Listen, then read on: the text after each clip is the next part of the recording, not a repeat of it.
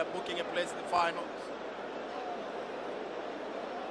Some of the young fans who have been brought here to watch these games.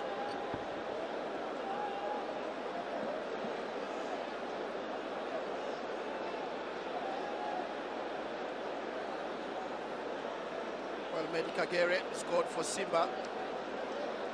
Then Wadri, the MVP for this afternoon in the first game, has been awarded a check of $500 US. He won also the MVP in the first game. So in this tournament so far, in 2 games, he's made $1,000 US for himself.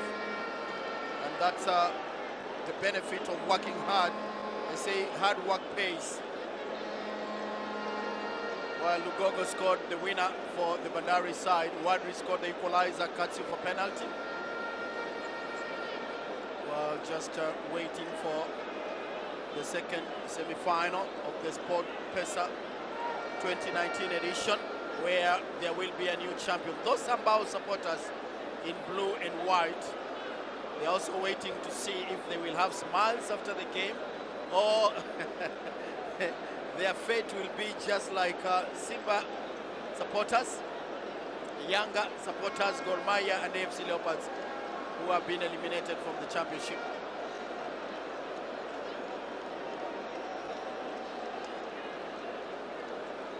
The weather very good for football, at least for the second game. The first one, it was very, very hot. There were 2 water breaks in between.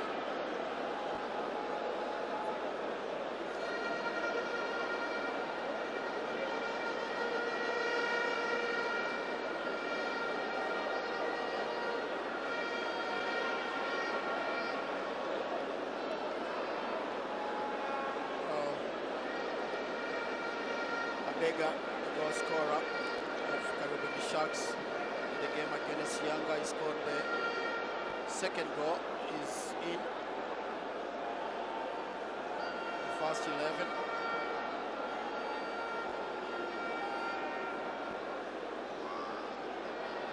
Oyemba has retained his position in goal.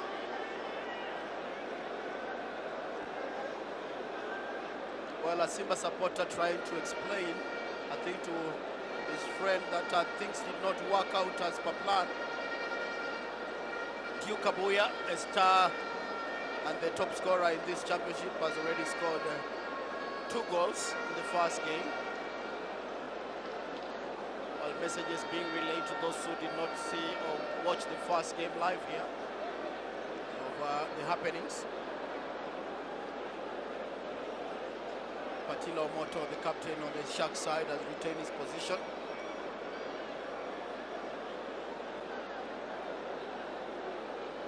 Sidney Lokale still on that bench for the Kariobangi Sharks.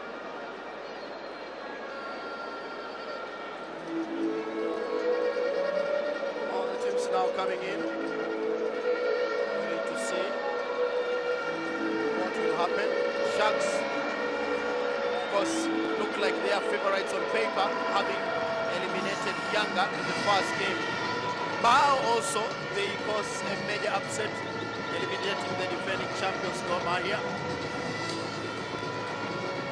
through penalties, and then 1-1 normal time. Then penalties, Gor Mahia losing twice. Their captain Shakava, and then Batambuzi hitting the crossbar.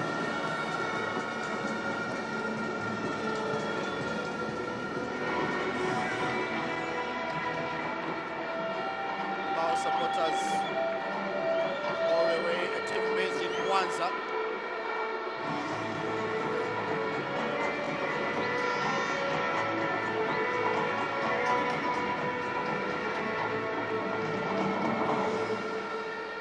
I have my friends listening all the way from Dodoma and also from Twara.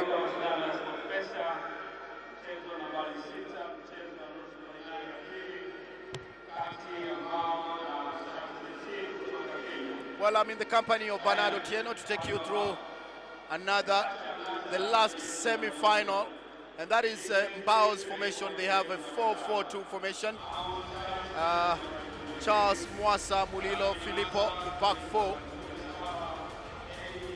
then the men to be charged in the midfield play Musa Abdul Karim, Hashim Said, and the twin attackers Athanas and Lukinda will be responsible for any goals on that Mbao side. While Sharks in all white.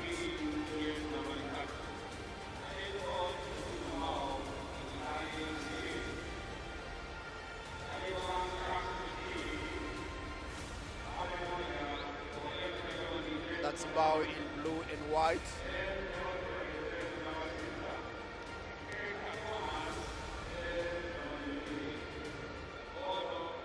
Also, Bernard, what's your take on this second one? Because the first one, another upset in the Sports Pesa Cup.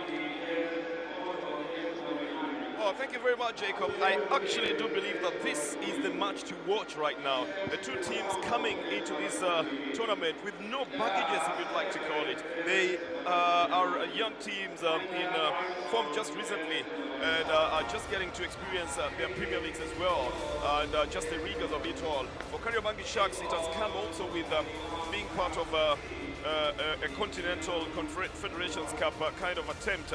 That's why this man will be defending their goalkeeper with everything.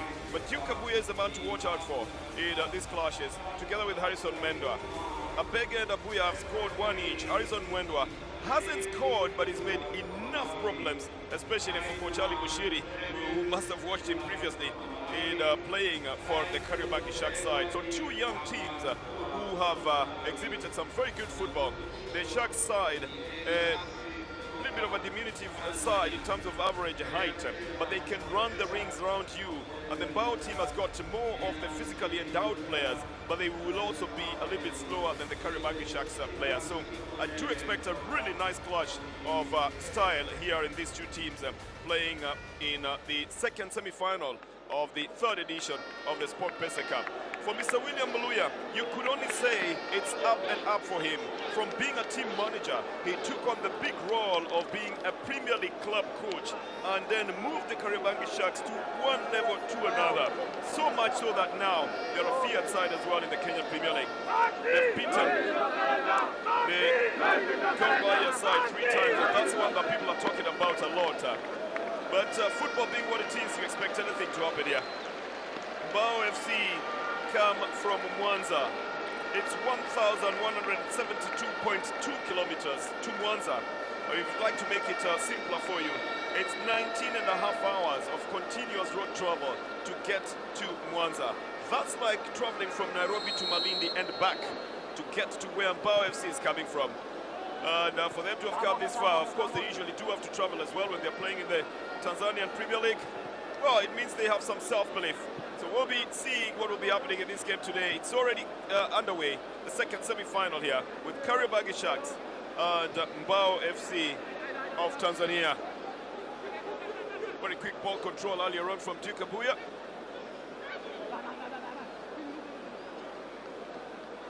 That's what you should expect. There will be that continual clash of style and physique as well in this game. I like the contrast in the colors as well, white and blue, with the Sharks in white coming from the right side. What formation do you think they will use, Jacob?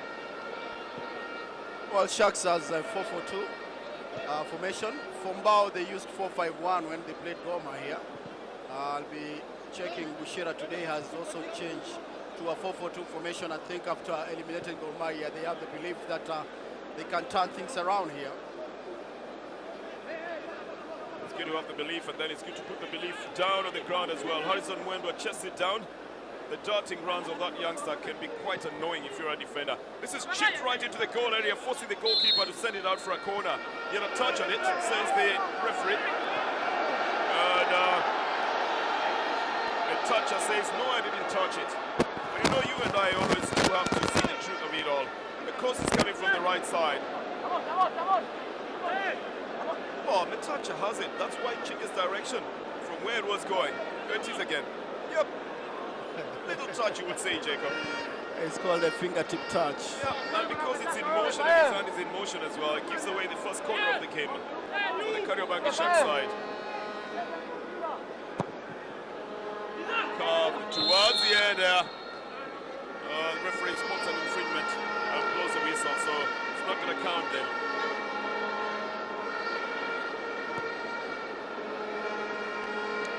sides could very easily be the only sides that you could say are very evenly matched in being the new clubs at the Sport Pesa Cup.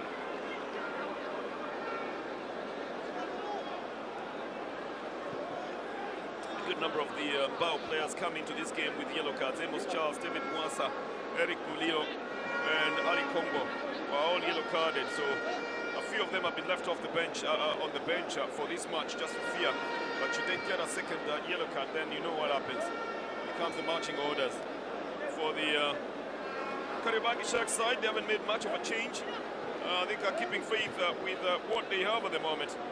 The Sharks in position 5 with 14 points in the Kenyan League, and Mbao also in position 5, but with a -3 goal difference. Sharks have a +4 goal difference. You couldn't quite go head-to-head with them because the Tanzanian side has played so far 23 matches. The Kenyan side has played only 8 matches. That's in their respective leagues. Trying to look for midfield penetration. Mbao FC side get a little bit of a leeway. And a shot is fired towards goal, going out of the field of play. The home fans will obviously rally behind the Mbao FC side, but plus just the fact that they were very happy with their performance in eliminating the defending champions, they now remain a darling of the home crowd. Well, I'll tell you also the other reason is they wouldn't like an all-Kenyan final because Tanzania team, they have only now Mbao having a chance of making it to the final. Yeah, that's the other unfortunate thing, but you do remember the inaugural edition was an all-Kenyan final as well. In fact, it was a derby. It was Kariobangi versus AFC Leopards, so that was a derby outside of the country. You know, when you're talking about derbies, you might as well think about the derbies at home, and then two teams again meeting away.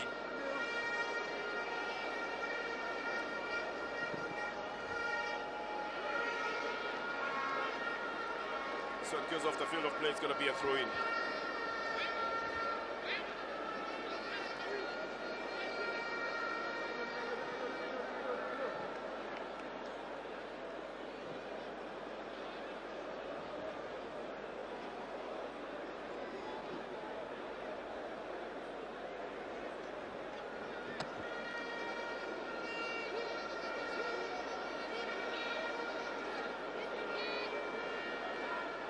Being played back by Ali Kombo, or trying to get possession of it. They're forced to backpedal a bit, the Mbao FC side. And even the run by Pastor Yatinas doesn't get him onto the ball. Trying to find a beggar up front, but Eric Mulilo didn't quite clear the ball. Duke Abuya is trying to make sure that it stays on the ball. It's right in front of the referee. Well, they're going to have to tone down on their protests here. Ibrahim Ashidu might get himself in trouble. It's right in front of the referee by the time the whistle goes. And Ashidu tends to think he didn't do anything. That was the first one. And Duke Abuya got up and continued. But this is a stands-up challenge here. And Ashidu should worry and be happy that he wasn't actually penalized. Oh, he was castigating the referee for that decision. It's going to be a free kick for Kariobangi Sharks.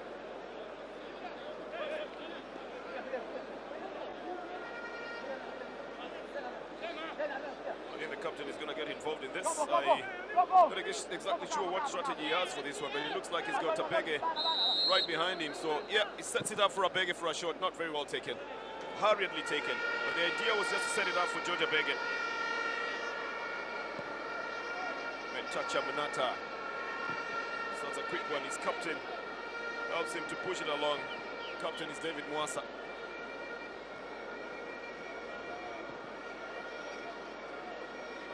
Just playing with his right back here, and ultimately Abdul Karim then tries to get a through ball here. The shot is again off target. Amim Abdul Karim. Well, he got in behind the defenders, but he was in too much of a hurry to take the shot, and I think he was afraid that he was going to be boxed out as well.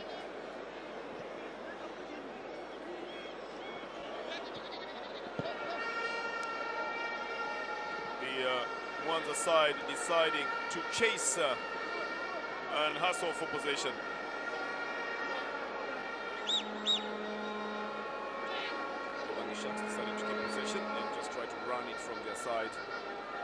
midfield now. Even as Wasambo plays it, he makes sure that he's just returning it again to his man in defense. The opposite number 7 is Filippo Vincent. He makes sure that Harrison Mwendwa doesn't get onto that ball. Now trying to come in from the left side. A chip intended for the strikers, but directly to the goalkeeper, Metacha Mnata. William Muluya. He's one of the newest coaches, coaches you'll be seeing on the touchline.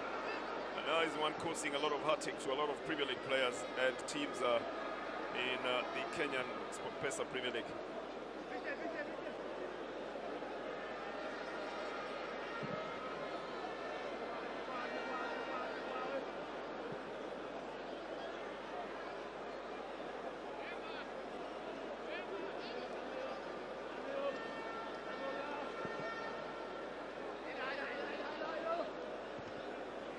This is back into the midfield. Looking for penetration, the captain sends it back to the goalkeeper. Big boot up front. Chested down as they try to find an avenue to use. Now a big run coming from Wasambo. Crosses the ball, Abege has chested it down, but this takes him away from the goal area. And he gets a corner in the process. Very bold and very courageous to chest it down in there, but facing the other side, Jacob, he wasn't facing the goal area. He should have been chesting it coming front, Jacob. Probably just shouldering it down. Well, you're right. Bernard, the first touch let him down. It pushed him off target, but he did well at least to follow through and a corner. Well, it's the first one in this game for the Kariobangi Sharks. Carving on the outside. The header was goal bound, but it's deflected by the defenders. Oh, trying to look for a big run here. A quick change down to the goalkeeper by Geoffrey Lemu, also known as Geoffrey Shiveka.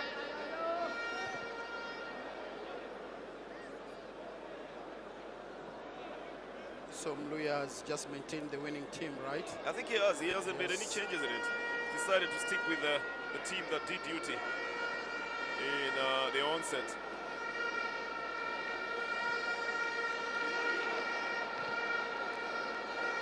It's a very technical, tactical game when you look at both teams, the way they play. Well, advantage play given to the Kariobangi Sharks here, and then the mistake by the defenders. Abege, his left foot not as good as his right foot at this moment, just defying him and sending the ball out. But the defenders obviously knowing the danger, decided to move in and clamp down on it. Filippo Vincent and David Mwasa.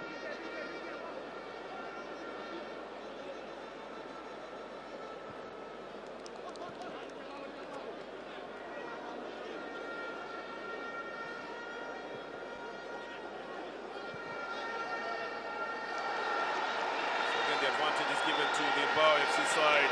Coming down on the right side, the cross is intercepted. That's coming from Filippo Vincent. It's going to be an end-to-end affair as well, as they each try to get a very early goal here. Combo loses possession. It's the Sharks who pick it up. This is to Harrison Mwendwa. Try to get past his marker in jersey 7. His first touch letting him down as well, but he's getting very tough marking from Filippo Vincent.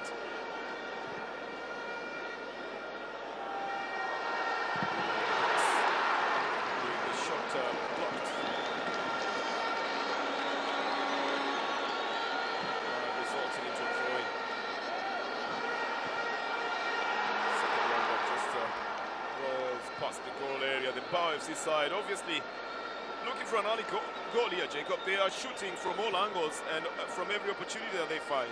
Well, very impressive Mbao side, pushing men forward, and that shot again blocked very well by Tom Teka.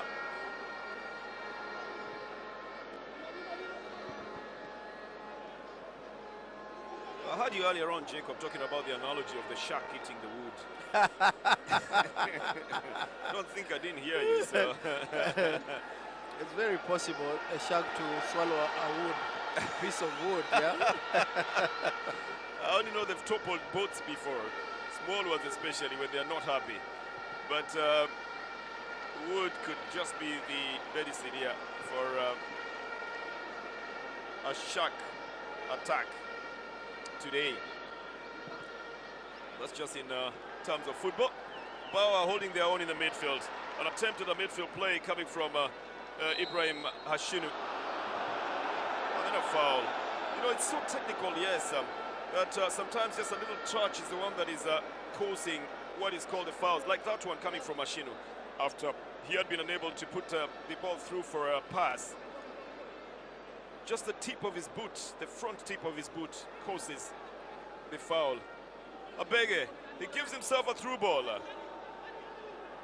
And waits himself, trying to get a pass here. Duke Kabuya was trying to get to it, but he's been stopped from it. This is a high boot.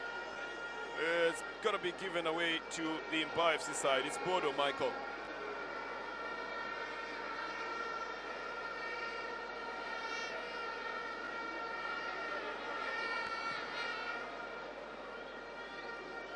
Captain of his side, David Mwasa. Trying to find the spaces to use in the midfield. This is to Eric Murillo. Good ball down on the line. They were trying to get that wing play working. Bodo just makes sure that it doesn't get into play by the time it rolls off the field. So it's going to be a goal kick for the Kariobangi Sharks.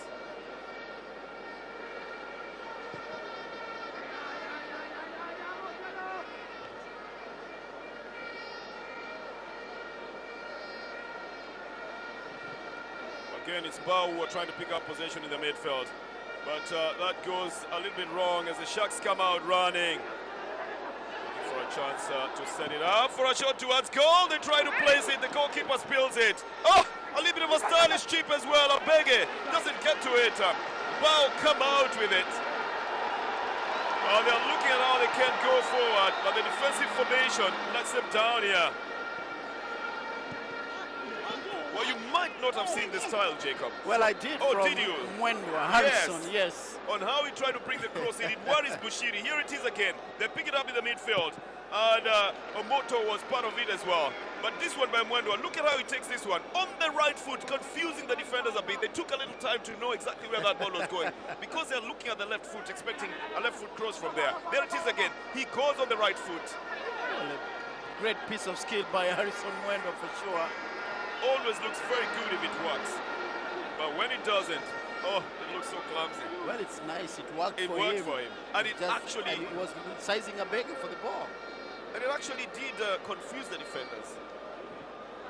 Oh, again, that kind of action by Kariobangi sends a little bit of a chill around the stadium. The cross headed out by Filippo Vincent.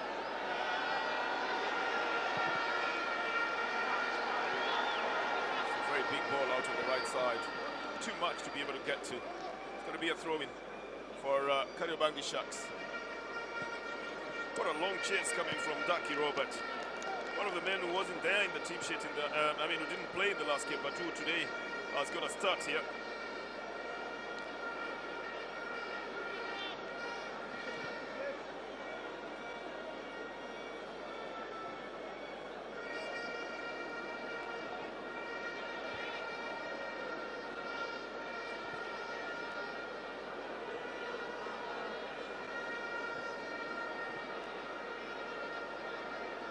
Venuda, Attila Omoto. Then Duke Kabuya, he has scored twice for Sharks in the first game. I was trying to make those midfield runs, but he was stopped short. Now, for the Mbao side, you can see the plan, Jacob. They want to go through the flanks and bring the crosses. They want to have tearing through balls as well. But it's not working that way. They need to hold in the midfield and build together, coming towards the attack. Well, I think it's a Tanzanian way of playing, because I've seen even Simba Sports Club were eliminated by Bandari Yanga. The same, they want to go through the flanks all the time. They are not patient enough to build from the back in the middle and then into attack. They just want to make very rushed attacks, but they have not been successful. I remember very well the Everton legend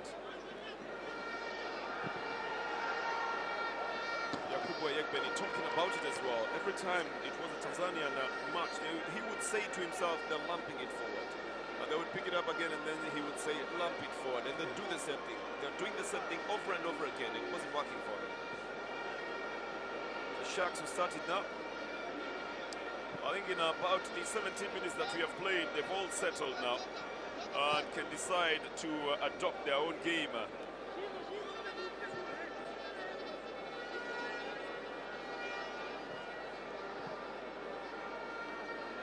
As the Sharks try to find a route to use as well.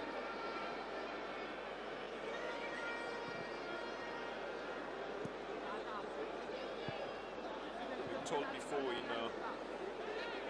Shark documentaries that the Sharks can smell blood from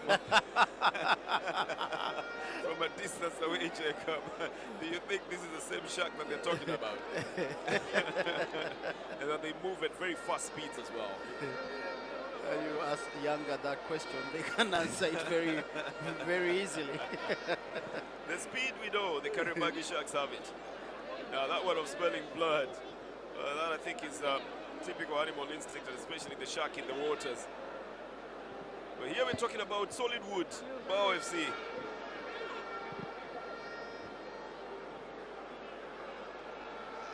is out of the field, it's going to be a throw-in.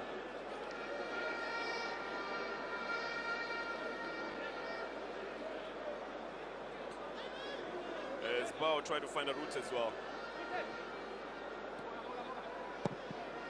Big boot of the captain that sends it forward.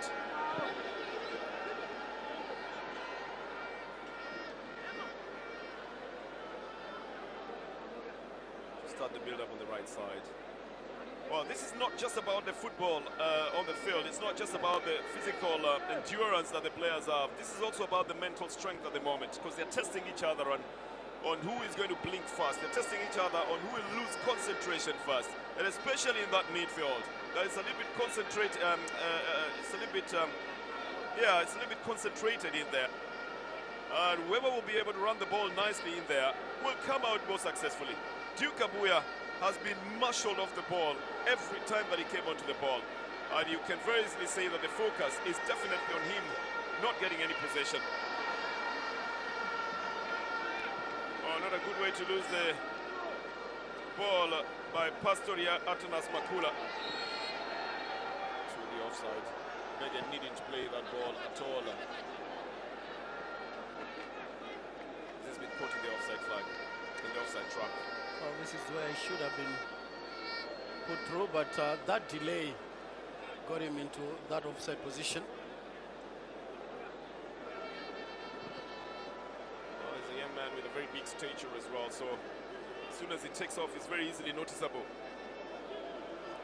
This one will go off the field of play. It's going to be a throw-in. A reflection, of course, hitting the burners on that side. Could just be a reflection that it's coming into the eyes of the players as well, especially if they're approaching it from the right side of attack of the Mbao FC side.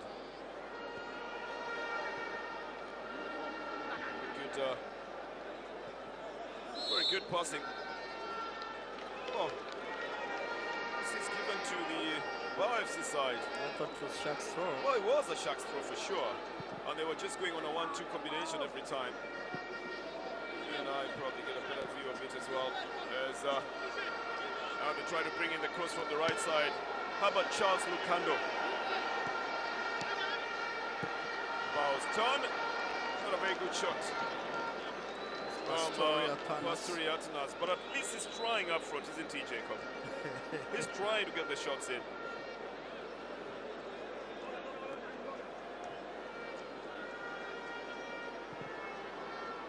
Sharks equally trying to open up the flanks. They've realized that they haven't used Harrison Mwendwa to his fullest capacity. Now he gets a chance to beat, and he does beat the defender.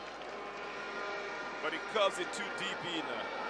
Here is Mbao FC now, looking for a chance to go up front. And the man they're trying to hit up front is Herbert Charles Lukindo. Man in jersey 11, and together with Pastoria Atanas. most favored to receive the balls from either the flanks or the midfield. This is a big one and a mistake by the defenders. Again, the communication here should come. They were just a little bit worried. Geoffrey Shiveka here talking to his other defender and saying, look, you better be more confident. They didn't want it to bounce, but they weren't sure if it's going to bounce or whether the goalkeeper was going for it. And now you understand when we say it's just who blinks first here. Whoever loses concentration, Jacob. Yes, it's true. It's a very tight game. It's closely linked. No big difference in terms of possession from both sides, and very good organization. Goalkeeper definitely getting onto that ball and punching it out. It comes out to the right side to Filippo. Goes for a shot. Kingdom doesn't get to it. Picked up by the goalkeeper. So that's a quick one up front. He's trying to look for that quick break by Duke Abuya and anybody else who's on the right side. But Duke again being marshaled off the field, off the ball, Jacob. Well, they're keeping a man mark on him. And they know what he did, the damage that he made in the first game. And he's not picked himself up in this game yet. He's slow off the blocks. Would you have put a decoy striker in this one? Well, it depends. Because it's a very highly tactical game when you look at how Mbao is playing. And now Mbao are getting the accolades, and then they lose possession by sending the ball off the field of play. It's going to be a throw-in for Kariobangi Sharks.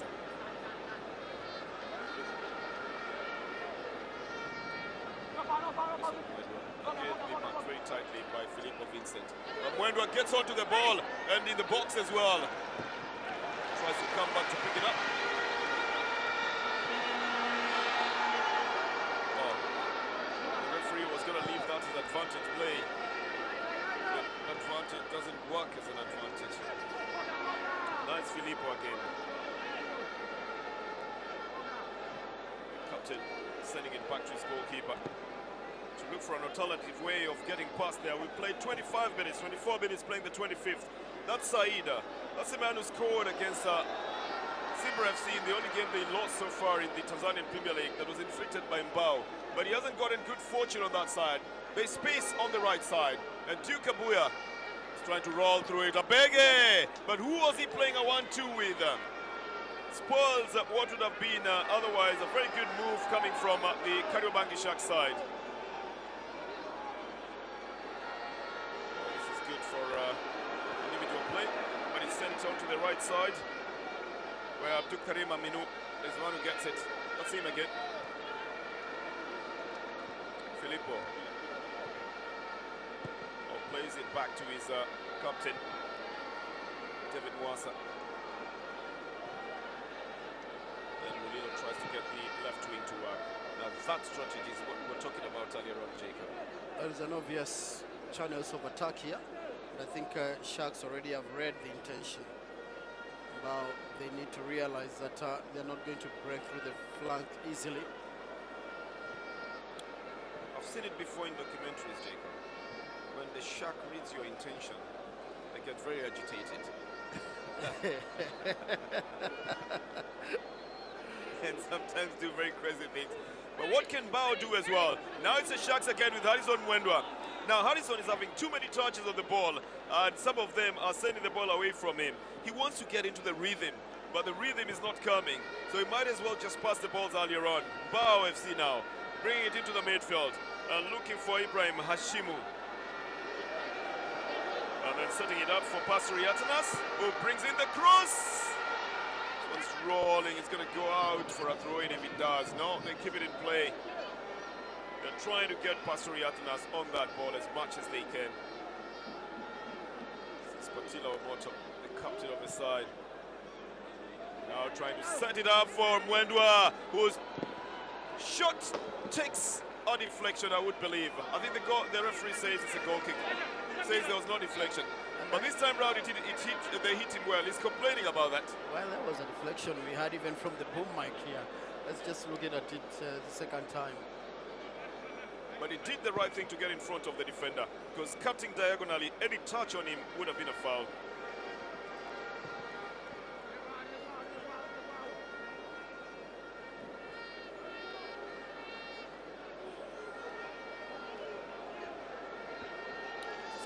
for a throw-in. 28 minutes. We're playing the 28th minute. Jacob, what's your analysis of this one? It's a close game. More or less the same kind of tactics from both sides. And I wouldn't say that Sharks have gotten better in front of goal. So Mushira also looking at his team Mbao.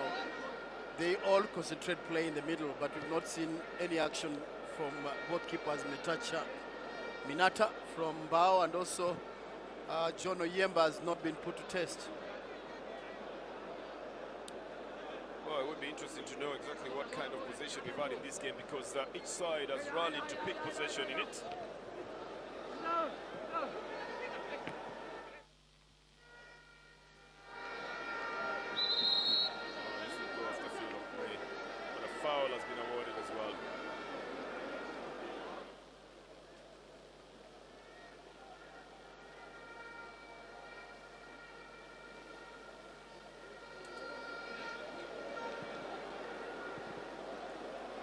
So it goes back to the goalkeeper to start the build-up from that side. That's how difficult it has been at the moment. Each side trying very well to just find it in their stride to take possession. A veteran again looking for the same through ball that has been so easily read at the moment. The Sharks have been trying to go through central penetration as well. Now maybe the wings will work better. This is pushed to Harrison. Mwendwa is in the box as well. It's picked up by the goalkeeper. Metacha Mnata makes a save. Harrison made it look all too easy. And Metacha made it look even easier. For the first time that the Sharks are coming in through the flanks and getting the ball into the penalty area. You congratulate the goalkeeper as well for getting onto this one. Good play by K-Sharks, as they are famously known.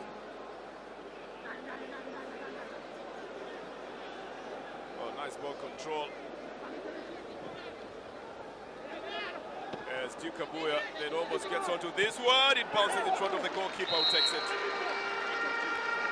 Joe Debege will be adjudged to have infringed on the goalkeeper. Not sure if he had a touch there, but Debege was going for the ball that came in his direction. I didn't think he had a touch on the keeper. Unless he stretched his hamstring. No, but the referee whistled for a foul. Well, the short water break is here again. Here it is again. Be interested to see them. If there's any touch here. Oh, yeah. He knocks himself on the shoulders of Abedi. It's one of those things you don't see at very fast, when very fast frames. But Abedi says, no, not my fault. I was just moving in that direction. We take a water break then, because of the temperatures that are soaring in Dar es Salaam. It's just good to rehydrate as well. You lose a lot of water in sweating, especially if you're running, as they are on the field in the second semi-final of the third edition of the Sport Pesa Cup. It's not that easy.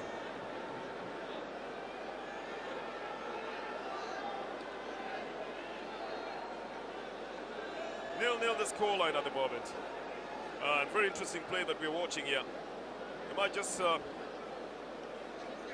confuse you as a very easy match, but it's very highly technical. And like Jacob said, very highly tactical as well. Looking for the avenues to use has become a little bit of scarcity. And yet they still have to check for them.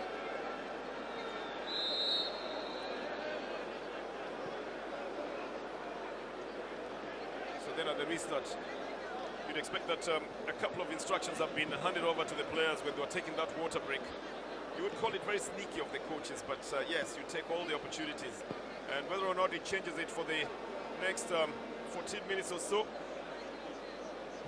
we shall wait to see.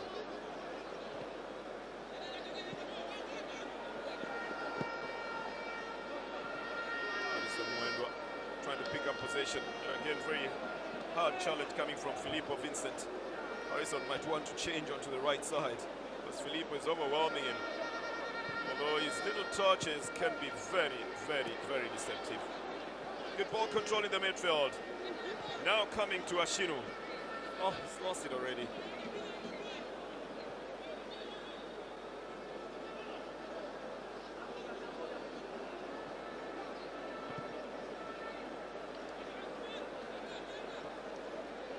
Kenyan side just pushing the ball around, trying to draw out the midfielders of Mbao FC, who are staying their ground in their defensive formation. The only person up front who's trying to get the ball is Pasri Atanas.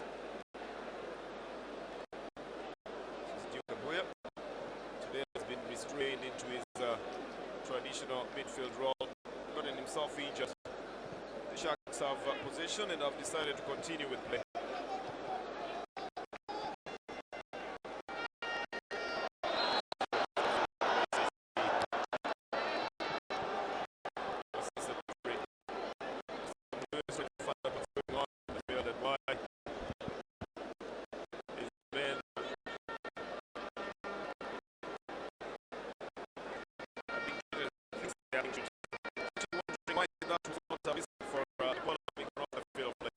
It's calmed them down to beat the Mbao side. They came in to wanted to give instructions to the referee. They knew the home crowd was behind them as well. But now, concentrated on shot playing here. Sort of intended on the flanks for Nixon Modi, was trying to overlap.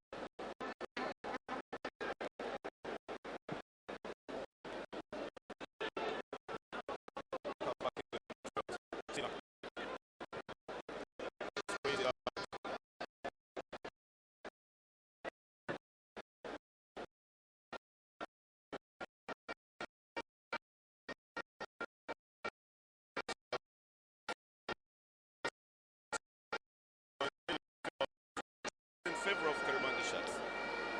55% compared to 45 for Mbao.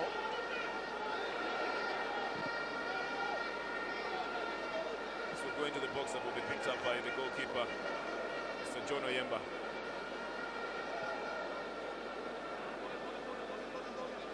With the Sharks coming out, Patila himself today not exerting himself with too much energy into the game. There's a better way to deal with it now here. Sambo. Not sure what he wanted to do there, Jake. Well, he just wanted to test the goalkeeper, the touch Aminata, but not with the kind of shot that is even off target.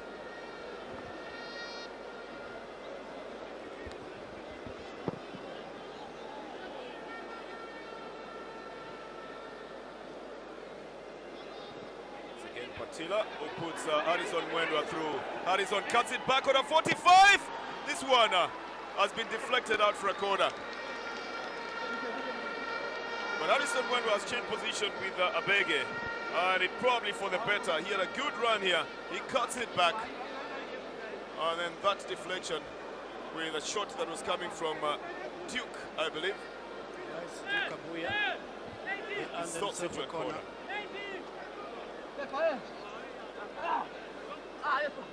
It's about 2.5 minutes to the half-time break. The header not on target, but at least getting a chance to go for it. Geoffrey Shiveka from behind tries to make a mark.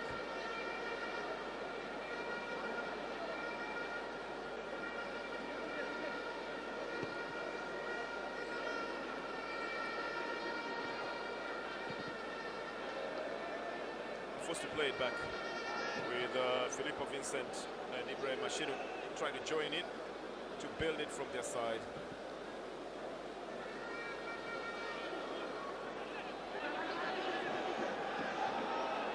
Which is back into the midfield. They've got a player on the ground, the Mbao side. Possession is was with the Shark side. Still trying to get the cross in. The referee becomes part of the play. Ultimately to Harrison Mwendwa on the left side. He's handled the ball.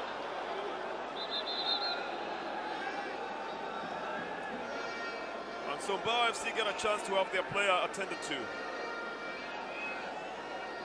Went down a little bit earlier on. But Harrison Mwendwa touches the ball with his hands as he was trying to control it. Referee spotting it and giving it away for a free kick.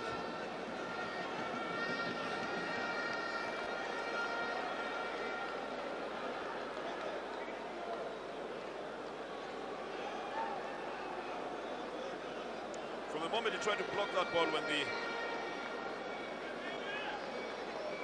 Kariobangi Sharks players were passing it around. It seemed like it really got him hard, and Sven actually is guilty of having that put up on this new man on this side. How about Charles Lukindo? Oh, that should have been a yellow card on Sven for sure. It's dangerous play.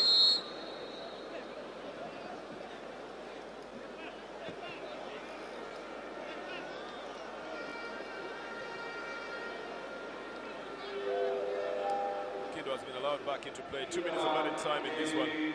What a hard game to play in this first half. Trying all the tactics from the right, the left and the center, and hoping that there's going to be a change in strategy. Now it's played in the second half. Mbao with a pass that really was going to be very difficult to get to from either side. Mr. Bushiri. Thinking about the instructions that he will give at halftime. Big clearance. And also a foul on Ali Musa Kombo.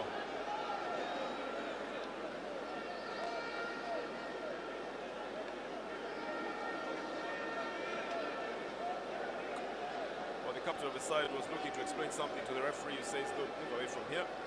And quickly signals the medics to get onto the field of play, because Mbao have got a player on the ground.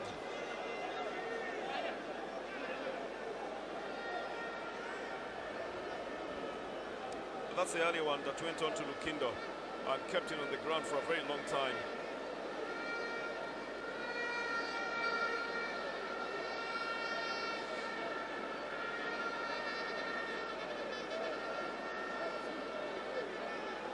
So this is what has occasioned the stoppage at the moment on Ali Musa Kombo.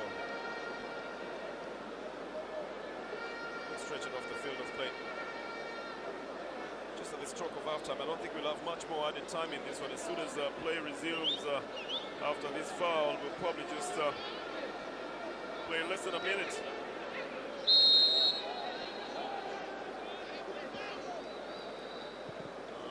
Just means that the Mbao FC side will play one less man. There is a whistle for halftime. There wasn't going to be much time to play anything else here. So the two teams settled to a barren draw in the first half. Not very enticing play, but very technical, very tactical. Highly mental as well, in trying to get the other team to just lose concentration before you can even make it through. The result is that we haven't seen any goals in this one in the first half, and it just means that it's going to be a very explosive one in the second half, in which it must be won or else it will go for penalties. So at halftime from the National Stadium in Dar es Salaam, Mbao FC 0, K-Sharks 0 in the Sport Pesa Cup.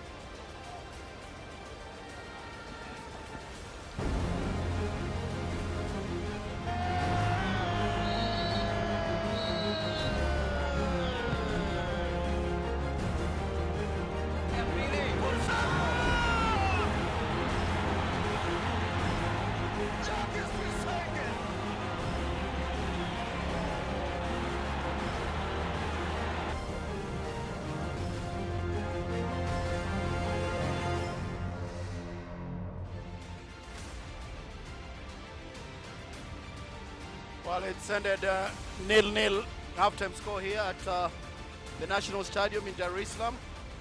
Kariobangi Sharks facing Mbao in the second semi-final of the Sport Pesa Cup 2019 edition. In case you missed the result of the first game, is that Bandari are through to the final after eliminating Simba Sports Club by 2-1. But the stats the first half of this game. The ball possession belonged to Kariobangi Sharks at 56%, and shots on goal for Sharks and then 2 for Mbao. Fouls more or less equal, and then 1 offside for Kariobangi Sharks. Stats never lie. The most important stats is the number of goals, which we have not seen any, but Kariobangi Sharks went into attack immediately the game started. They had that long one that was pushed off for a corner by the goalkeeper, that is Wasamo. The keeper was wondering exactly what happened.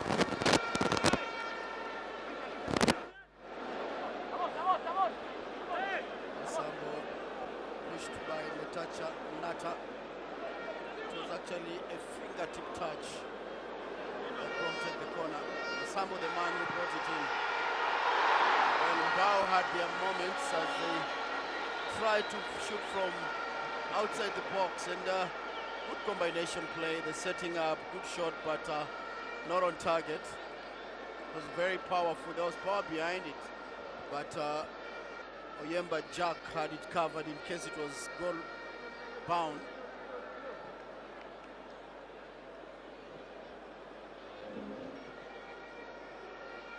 Well, Mbao still kept on pushing forward, and not the best of shots here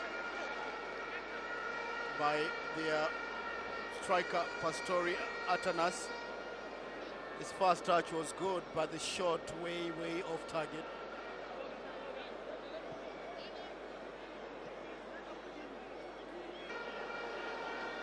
Well, Mbao kept on pushing for a goal. This time the shot was goal bound, but nicely blocked here by the Kariobangi Sharks.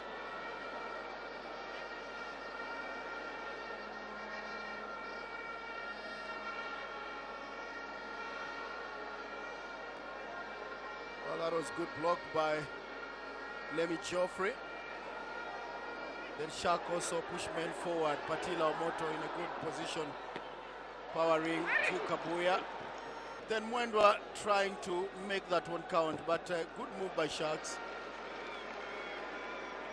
Abuya, then that piece of skill by Mwendwa looking for a beggar.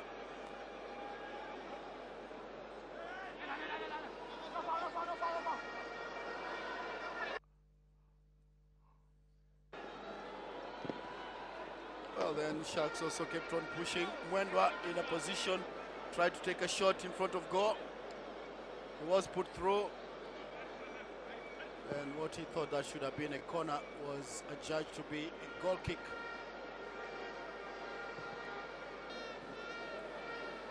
Shark was trying to look for the opener here. That was the best opportunity where Mwendwa put through, but his hard shot was well picked by the goalkeeper Metacha Minata.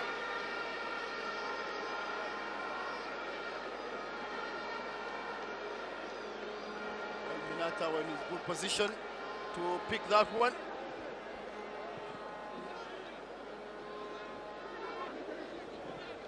Well, there was this one that the keeper came off his line. There was a touch from Abuya, and then the foul.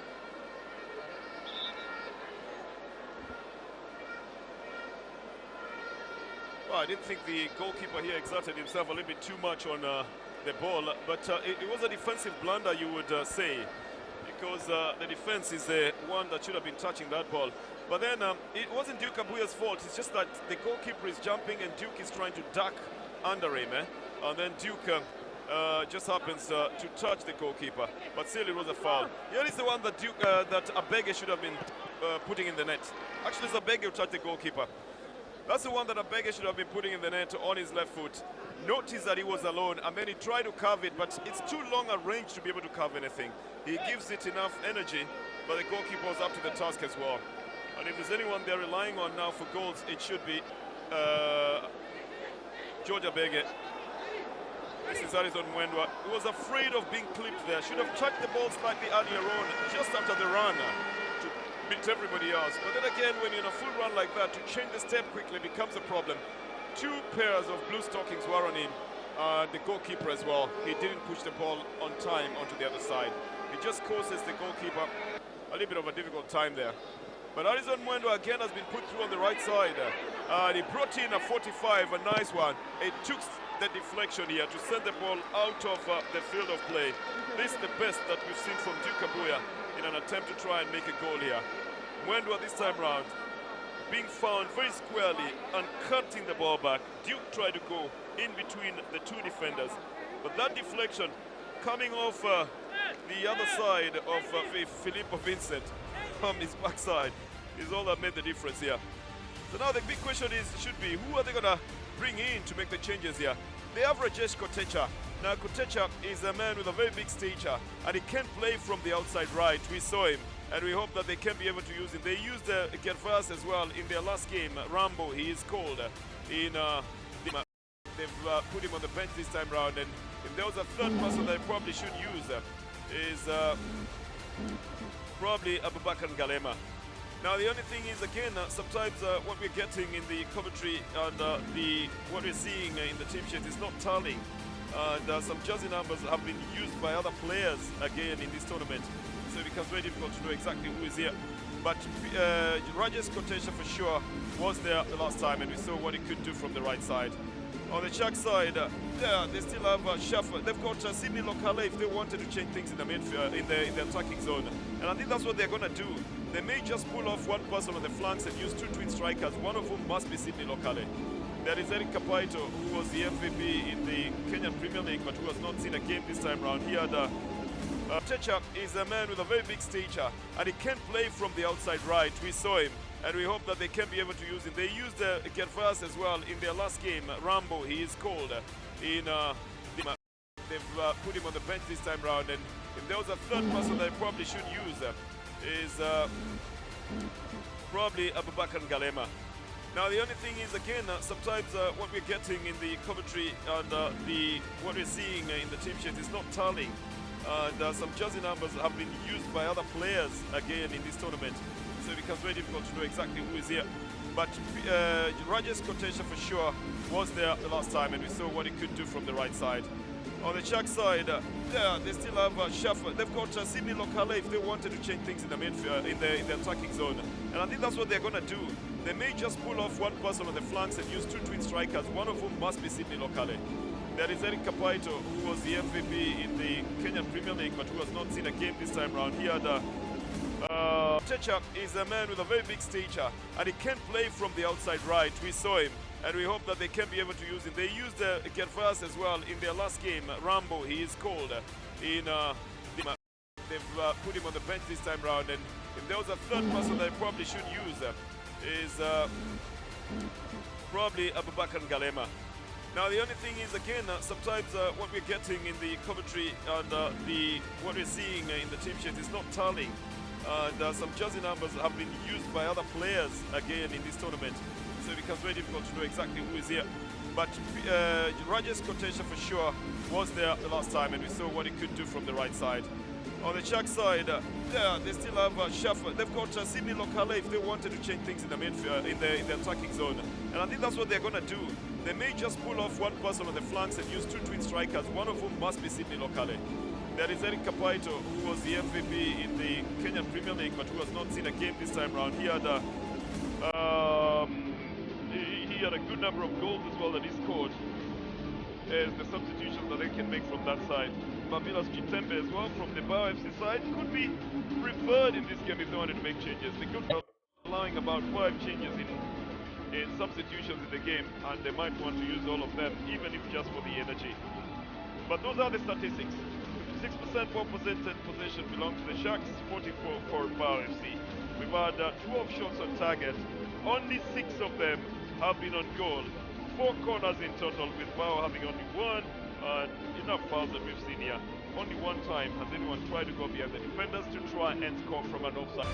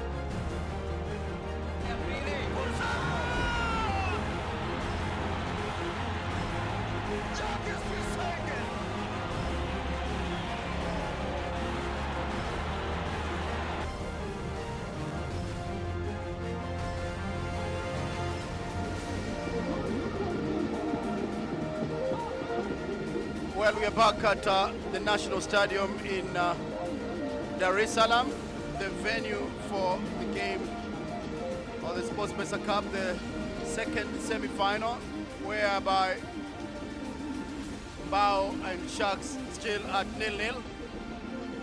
And this will be very, very interesting to see. Shark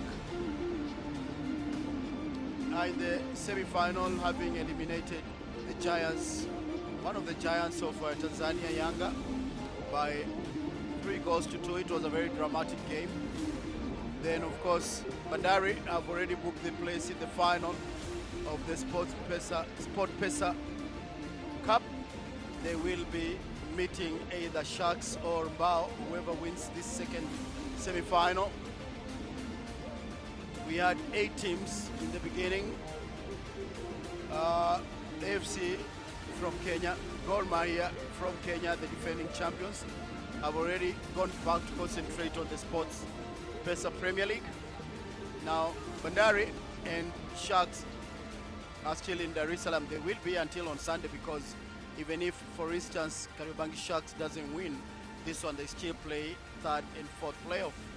But for Bandari, they are just watching this with a lot of interest, because they will meet one of these sides on Sunday in the finals, and they've made history, being their first time in this championship and making it to the final. 2-0, that was the final scoreline. 2-1, beg your pardon, against Simba Sports Club. Wadri scoring for Bandari, an equalizer through penalty. And then looking at how things go here, very, very interesting.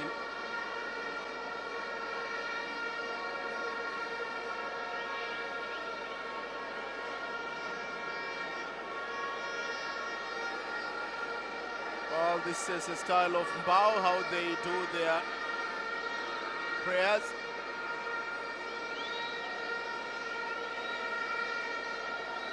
So, different kind of way that other teams do it. They have one man to conduct that. Then, of course, the Sharks just forming a circle here to see how it goes.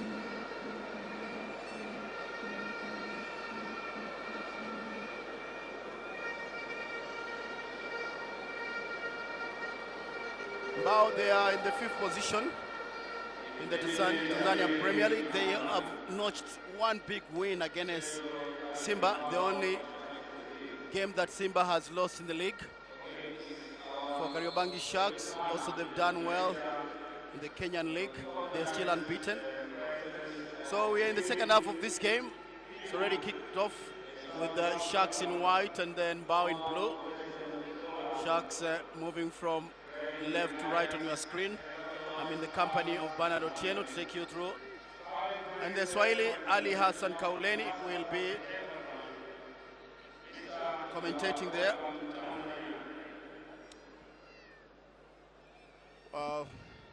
It's been a very slow 45 minutes. Now, we need a winner in this game, and if we don't get a winner in the 90 minutes, then we'll go to penalty straight. We have had one shootout. That is how Mbao are able to play here, but they netted Gor Mahia penalties. It ended in 5-4.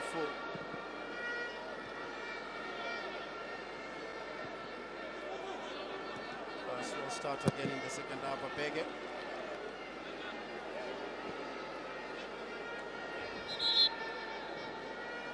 Well, the second half, Jacob, and the big question is, what instructions have they been given on how to handle this second half?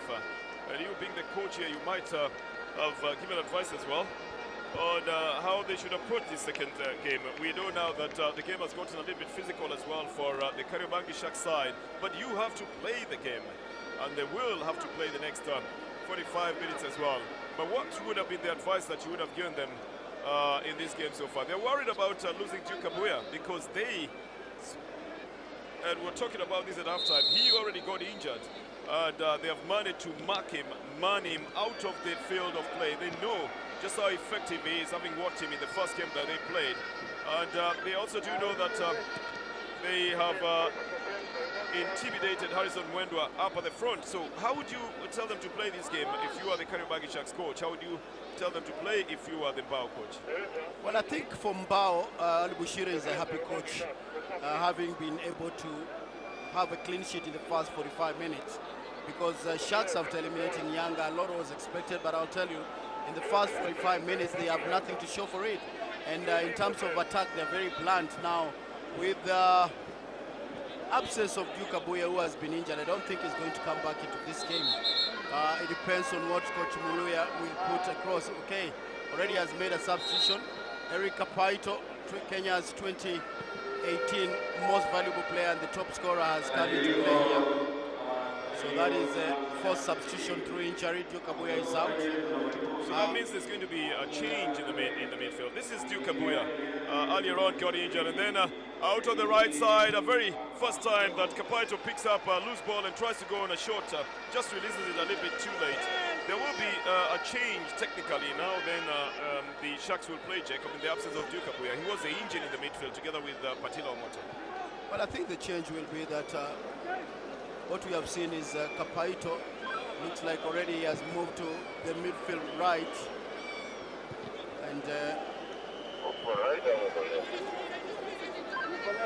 a lot is expected from him in terms of crosses to Abege, and also he has a possibility of cutting in himself. Well, then he's fitted into the team, but I think he's going into a more midfield kind of defensive midfield kind of position. We'll see just how well he's going to work it out. He scored 26 goals in the Premier League and ended up being the most valuable player as well. This is Nixon. This is Bodo, who tried to get the ball away. As Mbao now trying to go in through the right side. It goes out for a throw-in.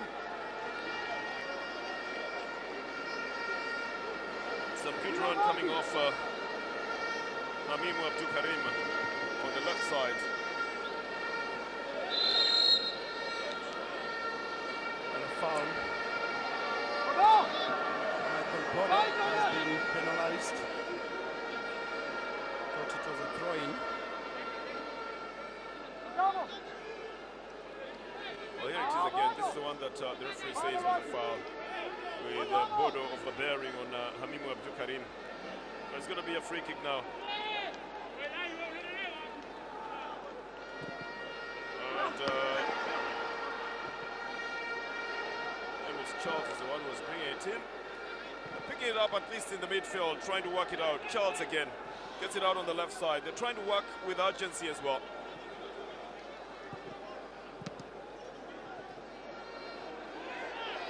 Oh, this is a massively big foul here, and I tell you, there's going to be a lot of trouble because Ali Kombo needs to really watch out. That's a big yellow, boot. right? Oh, that's it was very intentional. He's lucky that he doesn't get anything out of this. He already has a yellow card combo. Needs to be careful.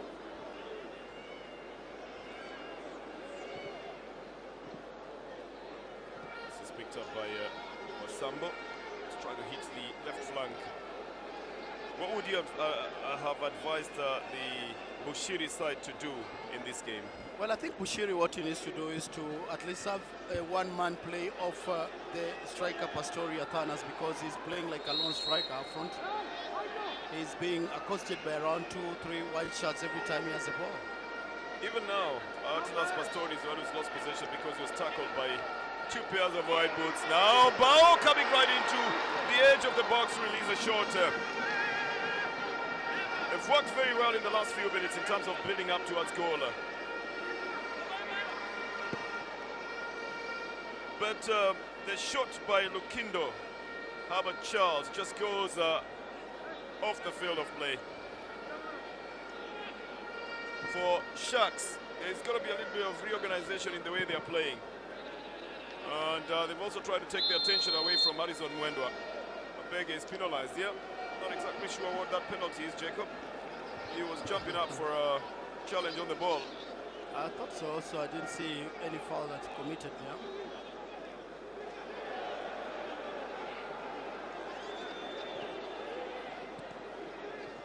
This is Amos Charles. They're trying to switch the play onto the left side. Nixon will take it for the Kariobangi Sharks. Sharks trying to look at the counter, trying to get the ball out. Oh, mistake made by the defense here, with a chance to set up for a shot towards goal. Kapaito has it now on the right side. Chips it into the box. It's headed out.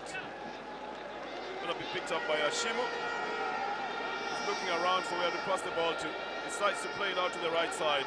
And they're looking for Pastoriatanas. They got to marvel at the work rate of Pastoriatanas. Well, he's doing well. He's been called upon all the time here in terms of attack.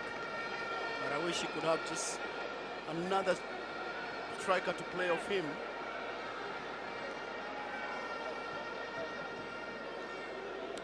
But that would mean there are 12 players on the field, Jacob. If you had another striker. Well, do you mean one of the ones on the field? One of the ones on the pitch, right? Oh, okay.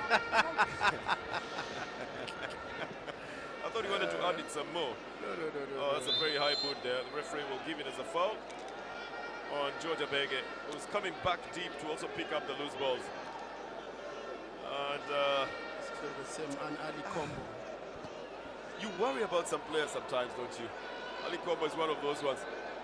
He's been waylaid and left down. But the pass to try and get a shot towards goal has not come from the Shark side. They need to just be calm, honestly, to play it by moving it around. An attempt again to get it to Kapaito. Manages to hustle it back into possession.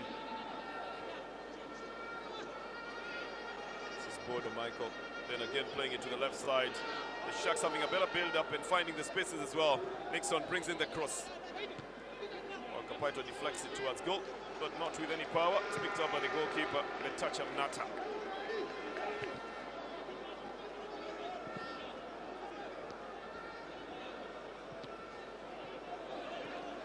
This is Bodo, who plays it to Kapaito. Looking for a 1-2 combination. Abege just gets it to him as well. Kapaito now sends the ball forward to Harrison Mwendwa. Been ruled offside, and he wasn't going to chase it further anyway. Harrison Mwendwa has been intimidated, Jacob. His body language is telling you he's not putting all the energy into it. But really, where is the offside here? There's no offside at all. I think Noya should also be thinking about, he has a lot of options on that bench. He has Lokale Sydney, Yogi Shafan, is also there. There's always a danger of putting too much energy in a game. Pastoriatanas has really been the engine at the front for the Mbao side. But it's because he's run himself so much in the game, he actually comes up for substitution. So his place has been taken by Rafael John Siame. But Atanas really has done well for the Mbao FC side. The work rate has been good, and his performance has also been good. He's only going to the bench because of fatigue, and fatigue because he has done so much work on that field of play.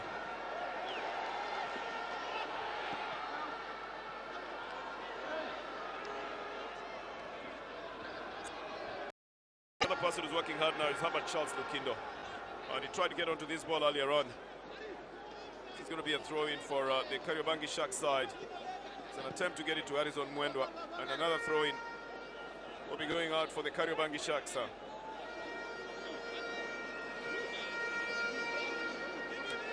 Mwendwa leaving it to Michael Bodo to take it for the side. They've got the numbers just close to themselves here. They'll go out for another throw-in then. Said Khamis is also known as Said Jr.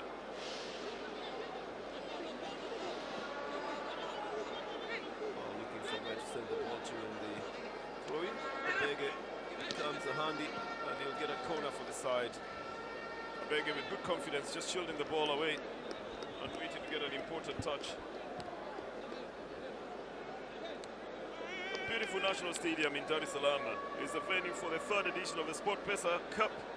The Sharks with 3 quarters, Mbao FC with 2.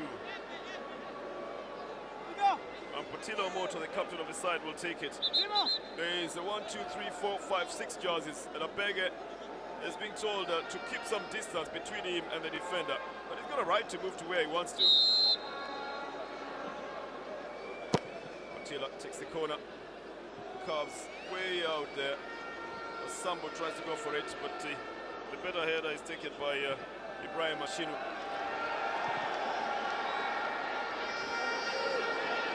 1 coming from the new substitute, Rafael Jones-Siame. He's got some good pace as well that he's bringing into the game to try and push in the defenses. A yellow card in the offing.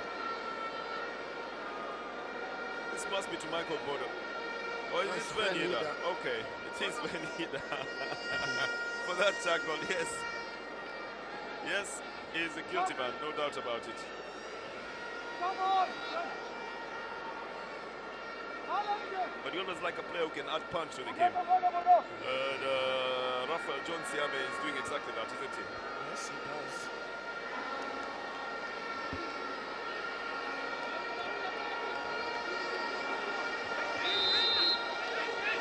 It'll be a free kick. An attempt at a distance by Lukindo. Doesn't work out for him.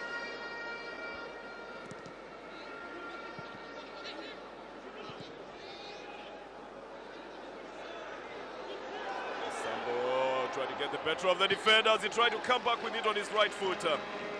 Self-belief and self-determination getting him in there. But what a style in which he wanted to pull the ball to himself, and I think he ran out of steam himself. Even if he had the possession, he might not have been stably on his feet, Jacob, to take a shot. I think he made a big run, big solo run that got him short of gas there. Still be a free kick. Sambo again, making a 360 turn. But he had left the defenders down, and if he had pulled it on his foot and gone with it, it would have been a disaster for the Mbao FC side. It's a good thing that they rallied back. This will not have any effect on the scoreline. It still remains a 0-0. With the 59th minute, 60th minute being played, 59 minutes already gone.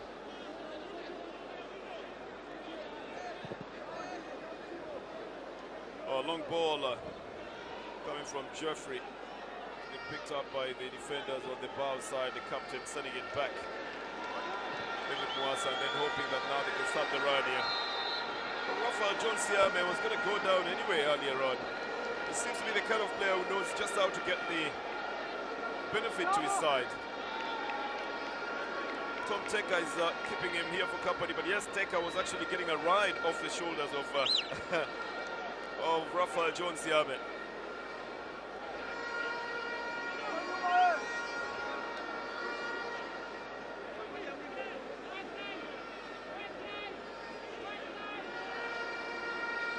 It's going to be a free kick from the right side of the attack for Mbao FC. Going directly towards the goalkeeper. Watched by very many. As Mbao rallied to pick it up again.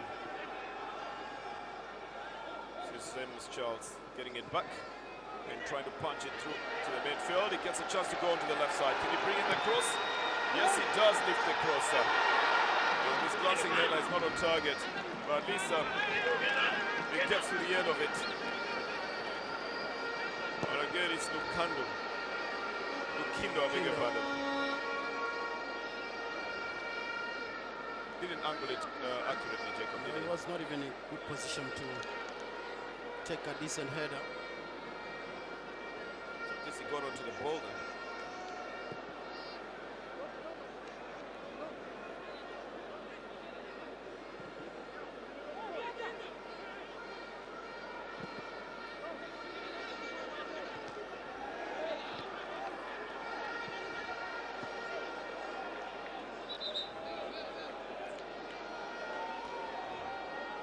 Well, it's getting very, very physical sometimes in the field of play. Michael Bodo himself tackled. Well, it was an aerial challenge actually to the ball. Here it is again. Seems to have taken a little knock as well. Coming off Amos Charles.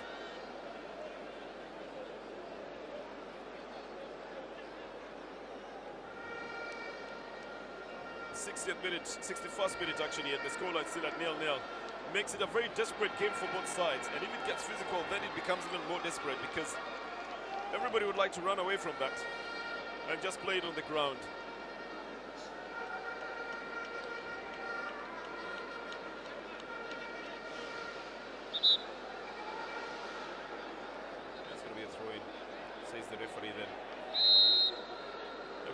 think that it was going to be a free kick because it was Bodo who was brought down.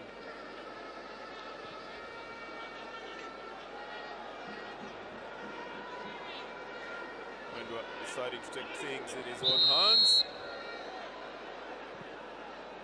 Well, I think he's overrunning himself the ball, and that is just making him so tired. He needs to simplify things. He's having too many touches on the ball. He needs to just pass it around. He needs to know just how many touches are enough. He had already taken the defenders onto the midfielders onto the other side, but they are also coming with the intention of dispossessing him. They already know that he's the other danger man after Duke Abuya, who's already been substituted because of an injury. And it's a chip by Patila Omoto. Then Lukindo will get it. This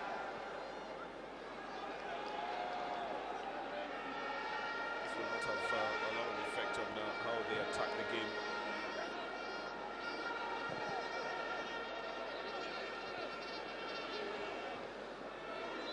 Kariobangi is challenging for it. It's going to be called out for a foul.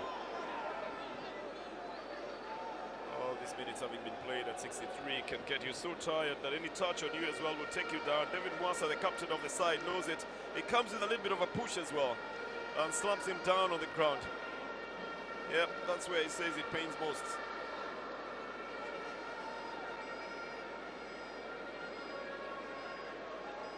Oh well.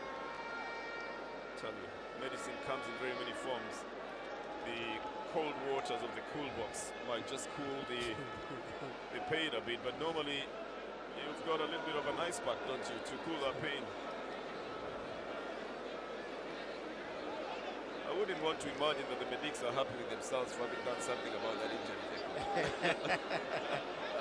They just poured water from a cool box. Yeah, maybe that is what he was needed. the cool effect. The cooling effect, right? Yes, but they went in there with a medical bag as well, which they didn't use at all. Referee says play it back now after the captain was injured and got better very quickly after some iced water from the cool box did the trick.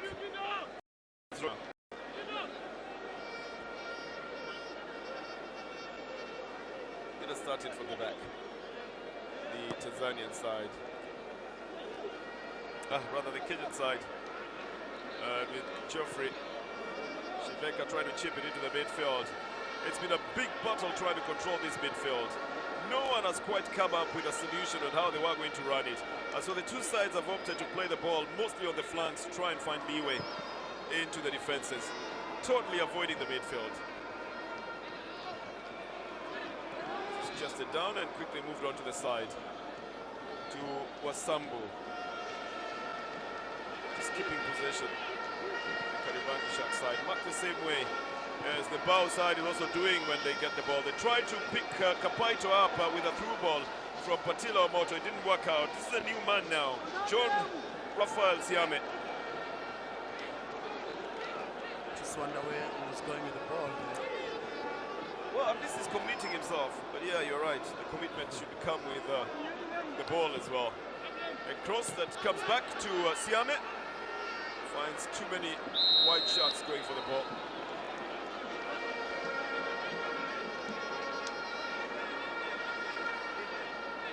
Well, Siame was blocked by Sven Ida and then decides to make sure that Sven Ida was not going to get onto that ball.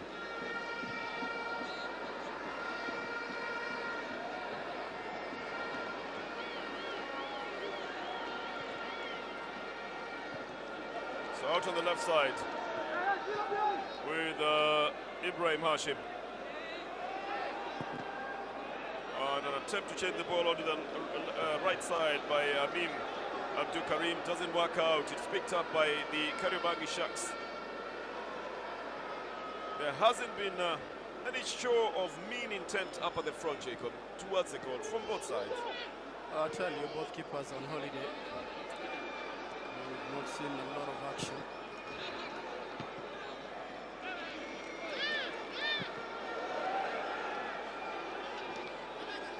Oh, running the defenses. Abdul Karim didn't quite clear it. And this one forces the captain to push it away, Vincent Phillip. it's not the captain, but Vincent Philip is the one who sends it away. A bit of tackle in the midfield that results into a foul. Ibrahim Hashim is down on the ground. There'll be a change again on the Shaq side. This is Hashim, but he had handled the ball as well. He should have been lucky. He should have considered himself lucky. Although he was fouled. They're bringing in Sydney Lokale. Well, Sambo is going out. That's another youngster who has shown that he's got prowess as a striker. Scored a crucial goal for the Kariobangi Shaq side in a big game that they played against Gor Mahia. I think he might bring changes in this game, Sydney Lokale, because what this game needs is individual brilliance, and he has what it takes maybe to turn it around. 53% ball possession for Sharks. Now with 3 strikers up front. George Abege, Eric Kapaito, and now Sydney Lokale as well. And with the physique as well. It's going to be quite a challenge dealing with him. So David Mwasa and Ibrahim Hashim will have to marshal in a little bit of energy to be able to deal with somebody like that. This is Harrison Mwendwa. He's looking for a touch for a corner and he finds it. Turned and hit the ball back on the defender. I knew that Vincent Philip would be coming in that direction. 6 corners in total. Sharks counting for 4 of them.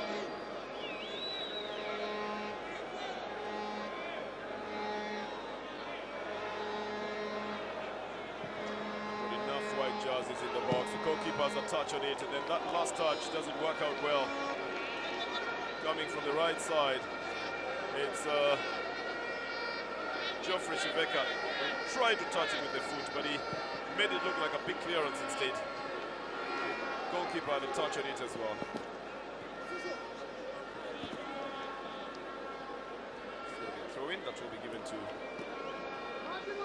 Mbao FC.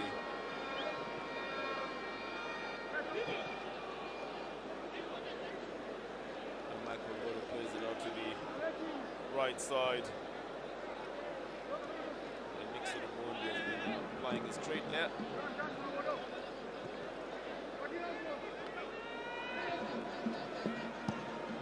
Harrison Mwendo has come back into the right wing. But that was a misjudged kick by Michael Bodo to try and get either Bege or Mwendwa on it. He gets the ball back to the goalkeeper, Metacha Mnata.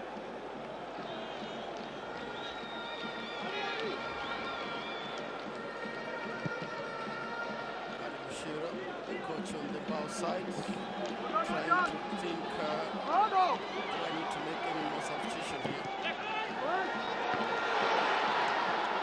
Well, Free in the box coming from the new substitute, Rafael Jones-Yame. He might not be that tall to be able to get to high balls, but when he's got a chance as well, oh, it's hurting him, isn't it? It must be painful. But it hit him on the ears. I thought he took a header here. We could hear it from a distance, but yes, he's also being marked there, so maybe there might have been a touch that has occasioned that pain on himself.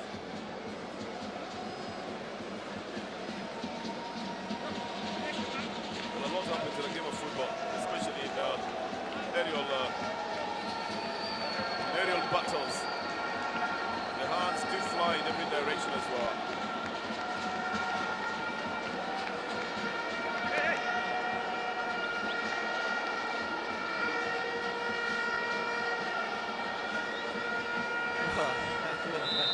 The Simba SC players have stayed on in the field. I do hope that they're lending the support to the Mbao FC side. Do you think so? Of course, yes. They wouldn't be giving it to Sharks. I don't think they want anything to do with the Kenyan side.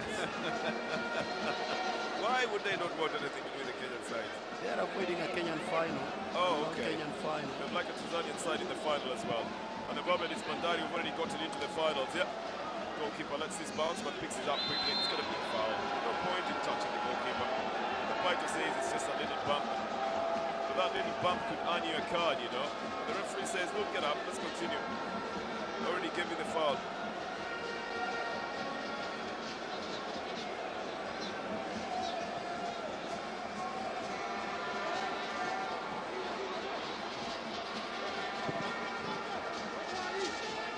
This one again stopped in the midfield. And now inside, Amis has picked up a loose ball. He unleashed the shot that goes out on the field of play. Just taking an initiative himself from a not very comfortable distance and on the left foot, but realizing that it's the only chance for a shot towards goal at these early stages. The goalkeeper Oyemba just watches it going off the field of play.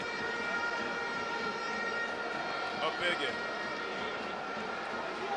And then it's going to be picked up by Said Kamis. Well, he doesn't go through it. Flag is up. Flag is up for offside. It's going to be a free kick.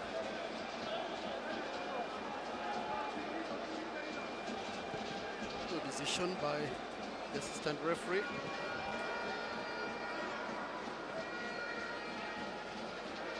Tasking to try and pick up the possession in the midfield. Petrov coming out with it.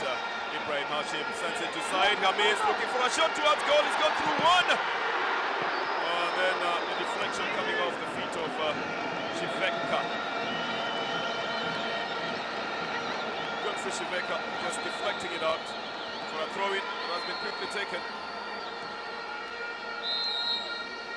This will be a foul already given to Kariobangi side. Every time you're getting into that part of excitement, expecting things to change in terms of a goal, Jacob, something happens there.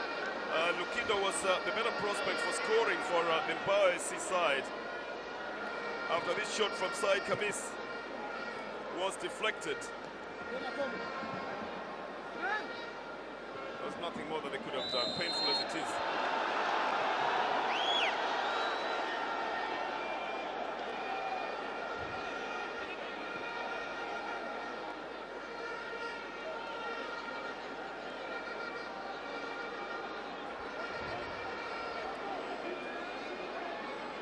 Involved into a little bit of an altercation with Herbert Charles and Kindo. I think it's just a question of who they're sizing each other up, and it's getting verbal as well.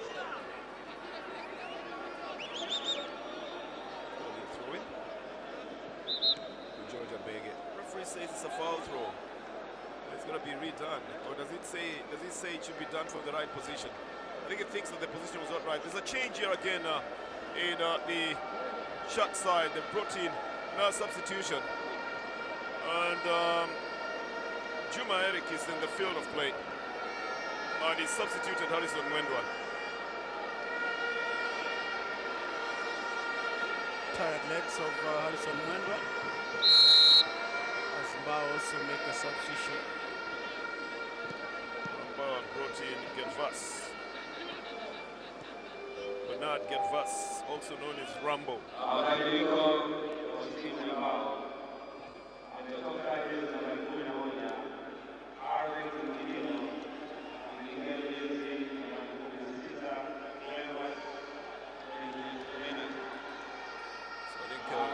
Takes the place of Herbert Charles Lukindo. Ball down on the right side, looking for a change. That shot is not going to do anything for the Mbao FC side. Would have worked best if it was coming in as a cross, because they have the space as well from the right foot. Would have worked well.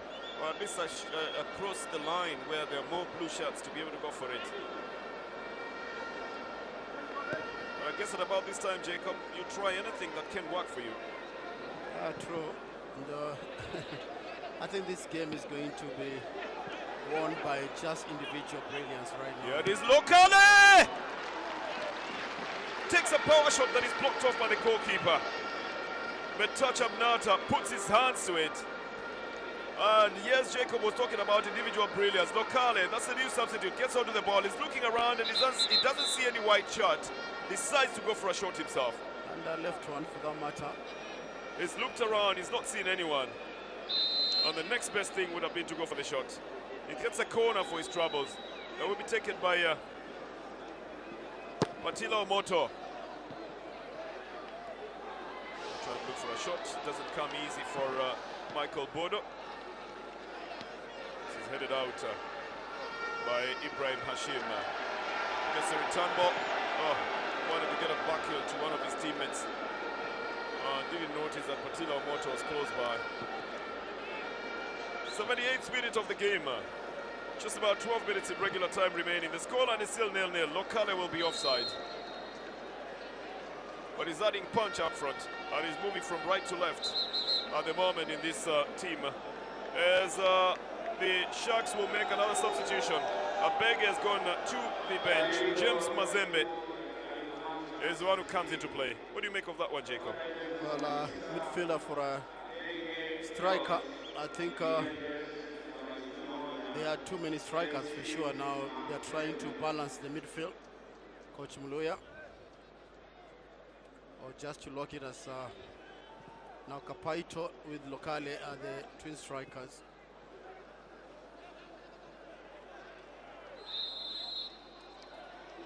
But it's a foul. Yeah, it's a foul on Said Hamissa. Said has played so well in this side. He's got some very good touches as well on the ball and has encompassed the spirit of fair play as well. Oh, that's an easy way to lose possession here. As now they try to go out to Sydney Lokale. And the captain of his side also challenging. The referee leaving the 2 incidences to go as now Mbao FC are trying to come back here. One ball down to the left side. Too long for Amos Charles. Tries him as he did to get onto that one. Doesn't get to it. They're trying to hit Sydney Lokale up front.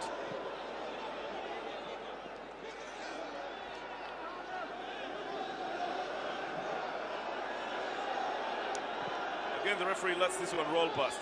The goalkeeper is down on the ground. Sydney Lokale was trying to challenge for the ball. This one is the one I didn't quite understand. How the referee let it pass as well, with that very high boot coming from Murilo.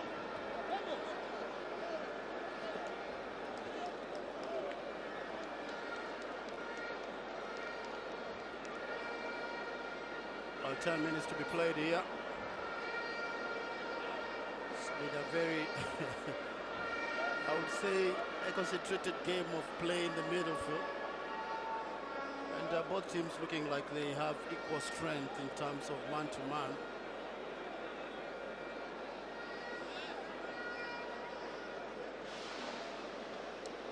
A game like this usually ends very painfully because it usually is just one goal that separates them, and whoever scores it above this time becomes an instant superstar, actually a megastar, because you need someone to break the deadlock here. Otherwise, if it doesn't, then you know the rules of the tournament.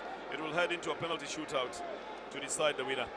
But here, Sydney Lokale in a little bump with the goalkeeper of the other side, Metacha Nata.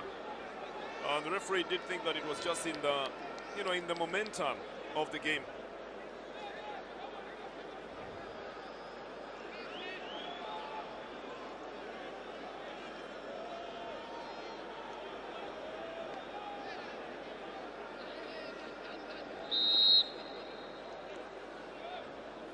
Well, that's another one that would have contributed to what is called scrappy play. Shouldn't have been allowed to happen. Lokale just picked himself up, but he knows that he went in for a very hard tackle and a very, very high boot. You got to control this game earlier on if you want it to work out for you.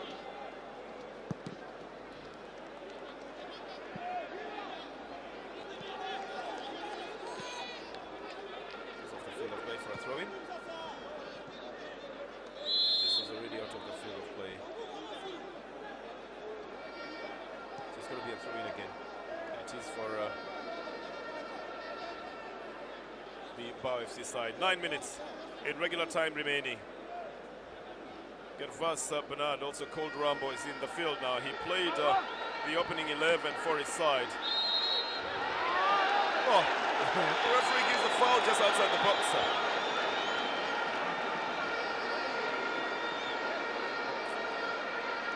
And I'm not sure if it's for a handball, in which case then... He's saying it's a handball, which I don't think there was any handball. Teka is bewildered. He's just thinking, what is this? Mr. Ismail Chizinga of Malawi Was given a free kick at the edge of the box. He says there was a handball there.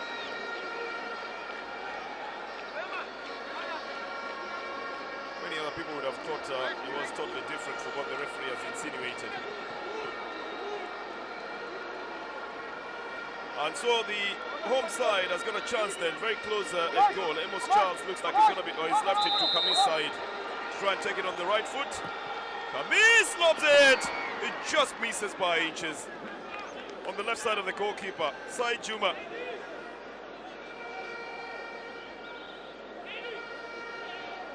Had carved it, trying to get it onto the other corner. But it just refused to go into the net. It's going to be a throw-in for the Kariobangi Sharks. This looks like it's going to go right up to the wire.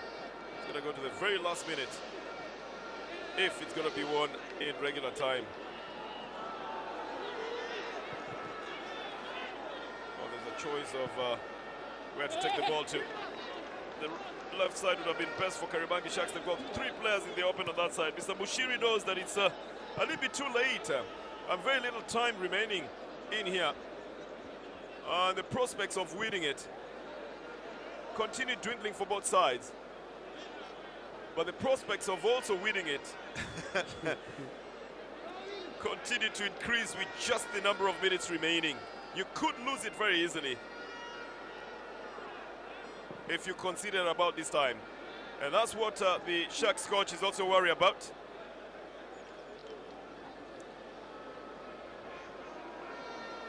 Going to be a throw-in. This is the one that the referee called for a handball, seriously. And he was right there. He was watching what was happening. Well, suddenly Mr. Chizinga got that one totally wrong. A free kick was given. Said Kamis took it. Sometimes when it's so blatant, you have no alternative but to point it out, Jacob, that that was a wrong call by the referee. No, it was. Pretty obviously. But it's the Sharks who are picking it up. Kapaito has disappeared into the midfield, playing more like a right back than a striker for the Sharks side. But he was expected to be coupling up the other striker. Sidney Lokale is the other one. Here is a chance, trying to look for a chance for a shot. And some good play down on the left side, and good defending as well from Abdul Karim Aminu, who makes sure the ball goes off the field of play.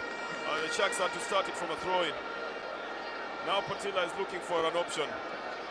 He gets a return ball, decides to send it out on the left side. Well, the right foot crossed then. Sidney Lokale doesn't go to it. Kapaito tries to bring it back. It's not in any vantage position for anyone.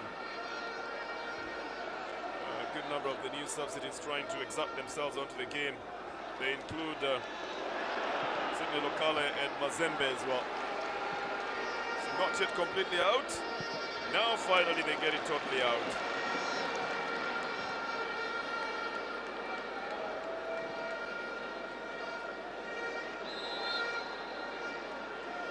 It's going to be a throw-in. It was already out of the field of play. 4 minutes in regular time is what we are looking at. That is that tackle again, with Mazembe getting away from the defender Filippo Vincent, and then rounding off another one as well in the name of Amim Abdul Karim.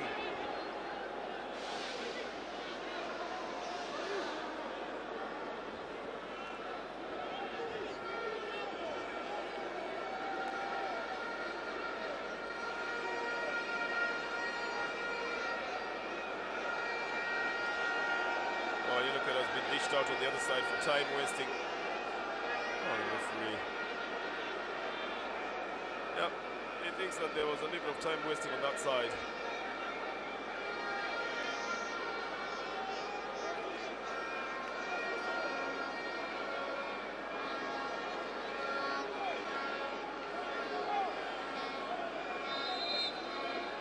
So now he's been booked, Mr. Vincent Filippo.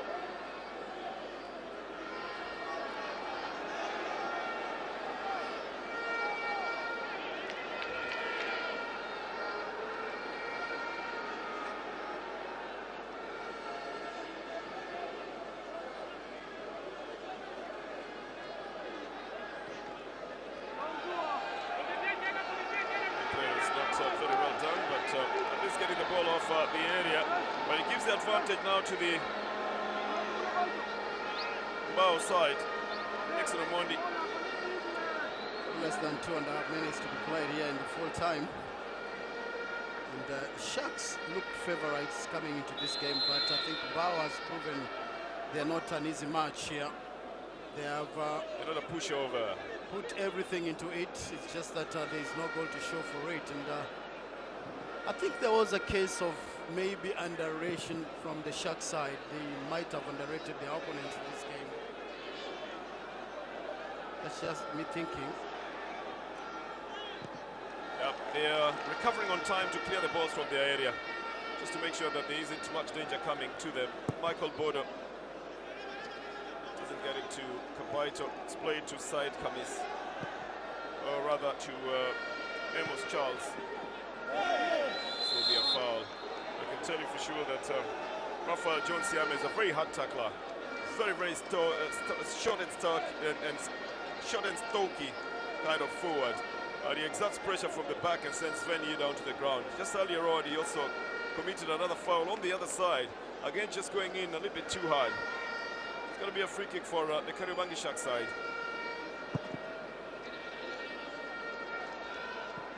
I guess everybody at the moment will be trying to avoid the penalty shootout. Now, that just means that they should score goals. They got 1.5 minutes to be able to win it in regular time. Otherwise, this might be heading for a penalty shootout. Might be the second time in which we'll be seeing a penalty shootout in these games, in this tournament, after Gor Mahia were eliminated by this same Mbao FC side on penalty shootout. Now, you would know that if a team had already gone through penalties, they probably will be more comfortable than the Kariobangi Sharks that haven't gone through a penalty shootout. Kariobangi easily and confidently won their game.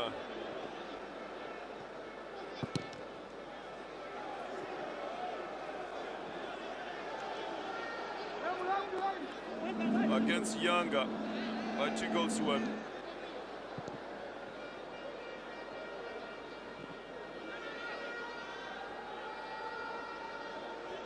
And then Mbao beats Gor Mahia an aggregate 5-4 in penalty shootouts. Gor scoring 3 and Mbao scoring 4. Plus the 1-1 that they had scored in regular time, it was an aggregate of 5-4.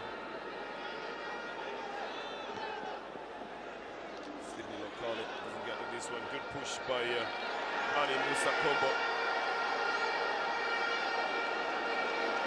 And then another push onto the left side. We're playing 3 minutes of added time. The game badly needing a superhero. Anyone who puts the ball in the net in these 3 minutes will fit that bill and will most obviously become the man of the match. And there's a $500 prize to get for being the man of the match here. One man has picked it twice, William Wadri of Bandari.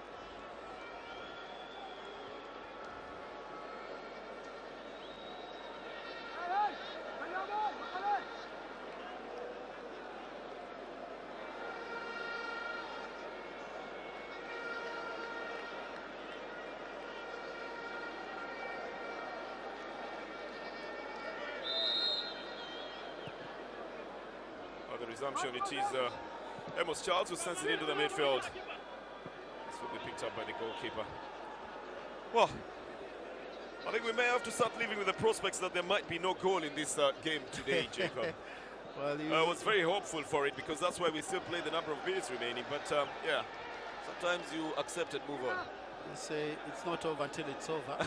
I remember Mehdi Kagere scored just in the stroke of halftime, so you never know what might happen here. This has been adjudged to be a foul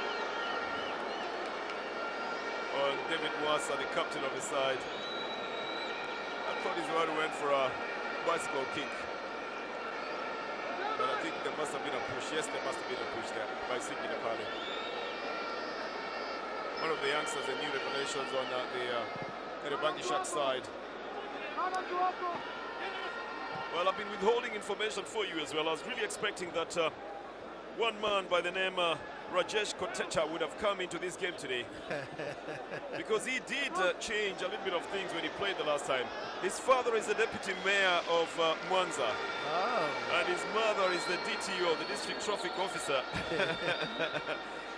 And so, you know, coming from a team that plays about 1,172 kilometers from Dar es Salaam, it really would have been something to watch him play here. And knowing that he gets a lot of support from the Mwanza district as well. They're watching this game very intently in that area. This is going to be a free kick for Vincent Friedman here. A little bit of a push from behind, isn't it? Kapaito's already in an offside position. Oh, they're saying no. They won the penalties, right? Yeah. It's the time, you know. There's no point of this going on. Let's just go into the penalties. Said Kamis leaves it behind. Michael Bodo takes it. Tired legs, I tell you, on the field after playing 93 minutes. The referee has looked at his watch and it's full time. It's 0-0. In the second semi-final of the third edition of Sport Pesa Cup. The second time that it will be decided on penalties. The first time it was in the quarter-final match between Gor Mahia and Mbao FC that was won by this same Mbao FC. 5 goals to 4. And second time Mbao will try at the penalty struck to see whether they'll make it to the finals. Whoever makes it to the finals will meet Bandari FC of Kenya. But from the National Stadium in Dar es Salaam, it's full time in the second semi-final. Mbao FC 0, Kariobangi Sharks 0. We're going into penalties.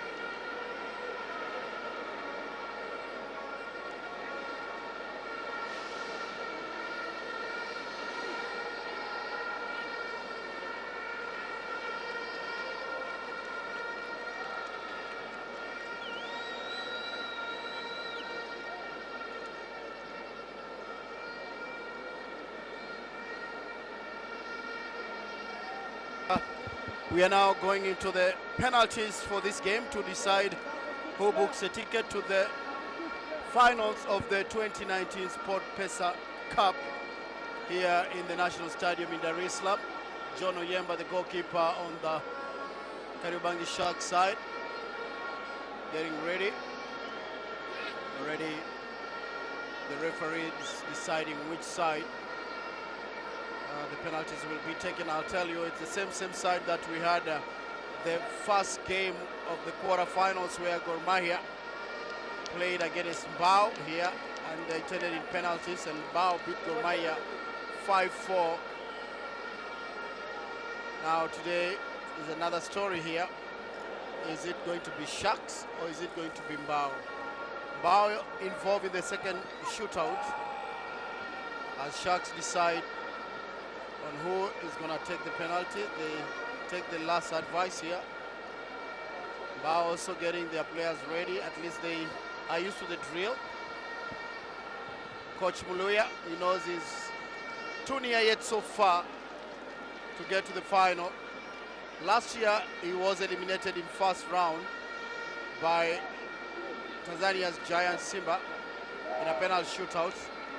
He was able to eliminate another Tanzanian giant in Yanga in the first game, 3-2. Now today he faced Mbao, who are 5th in the Tanzania Premier League, and it ended in all square 0-0. Now we need to decide who makes the final by these penalties.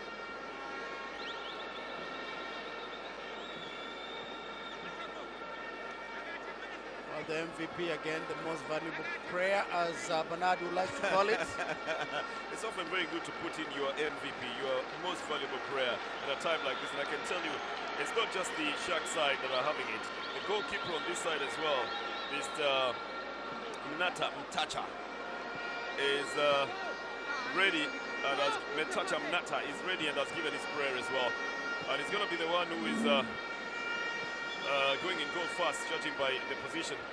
You know, there's usually a toss, and then whoever wins the toss then chooses whether they're starting in goal or they're starting by shooting. So it's Mnata Metacha who has decided that he's taking into the goal first.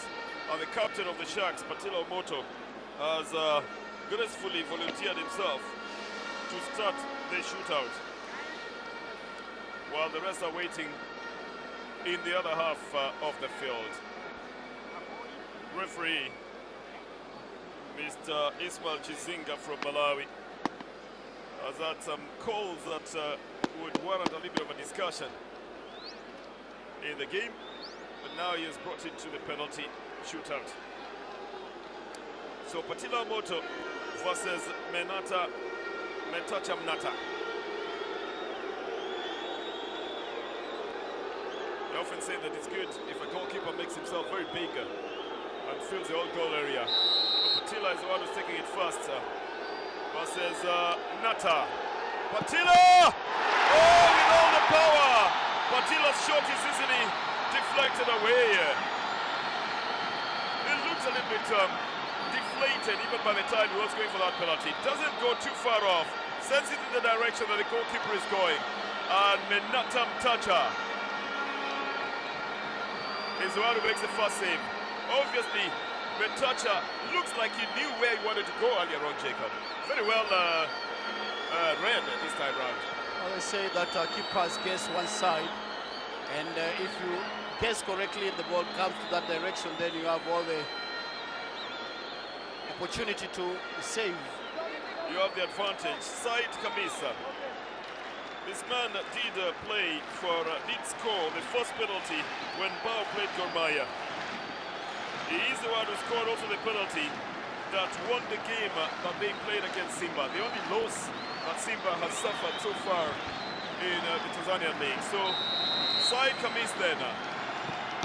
Said Kamis puts it in the net. He's happy with himself. Even as the goalkeeper Oyema goes on the right side, the leverage is slightly higher, and he has a touch on it, but it only helps it to go into the net. He definitely gets to it, the power of it, and Said was thinking his lucky stars, Jacob. Well, the power behind the ball, and also a little bit of the height that Said Amis gave it, denied the goalkeeper Oyemba from pushing it away, but at least he had a touch on it. So the advantage now with Mbao FC. There's another penalty is going to be taken. Teka Thomas. Tom Teka. Character comes into question as well when you're playing away from home. And when the crowd is playing against you as well. But Teka puts it in the net, but he takes a crossbar as well. Was just a little bit too high. The fans obviously reminding us of what happened at the World Cup with the over the bar kind of talk that aided the ball to actually go over the bar. This one dips in after taking the crossbar, Jacob. Well taken penalty by Teka Thomas.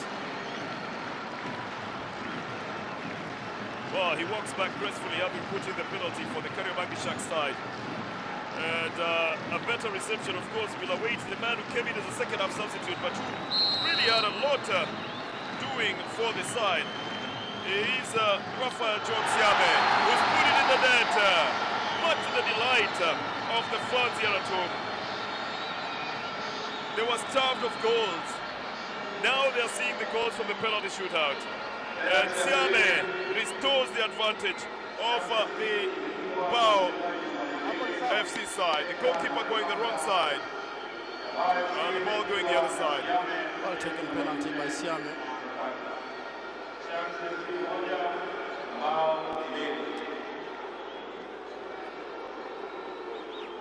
Oh, it's a Sharks turn again.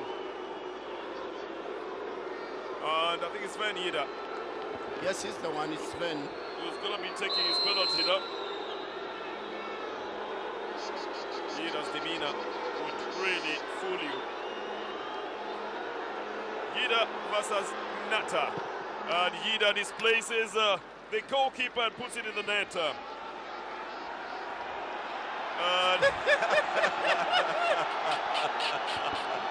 I think he just decides to have a little fun here, because after all, the game ended in a nil-nil draw. So really, who was the one who's got the upper hand here?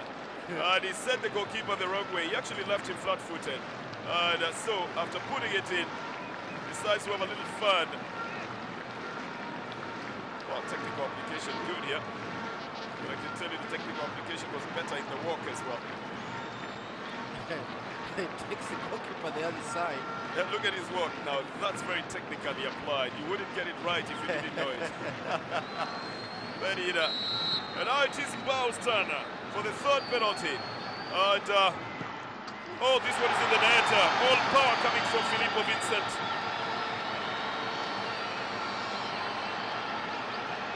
So still picking up the advantage of the one goal. Filippo Vincent puts it in the net. It's a best of 5, and Vincent adds power to his application to that penalty, Jacob. Well taken penalty.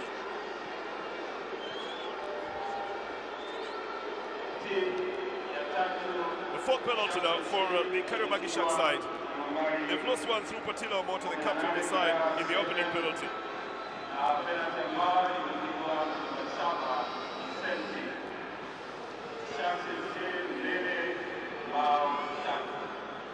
So this is the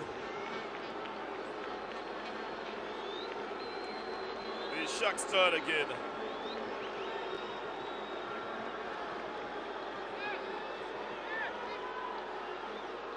And Geoffrey Shiveka is the man given the responsibility. The defender that he is in the Sharks side. Steps backwards with Nata. Mentoja setting himself up, being sent in the wrong direction. So Shiveka keeps it going for the Sharks side. It's the fourth penalty now that will be for the Mbao FC side, but Shiveka, good application. Didn't flinch at all, did he? Good composure. He knew what he wanted to do. He knew where he wanted to take the penalty. Goalkeeper goes to the wrong side. Shiveka puts it in. Now the fourth one. And if the Mbao side put all their penalties in, they will easily have won a chance into the finals. This is Hamim Abdul-Karim. On the left foot, he takes a crossbar. Oh, it bounces away. And they're crestfallen watching this one hitting the crossbar. Hamim Abdul-Karim loses the advantage that the Mbao side had already opened.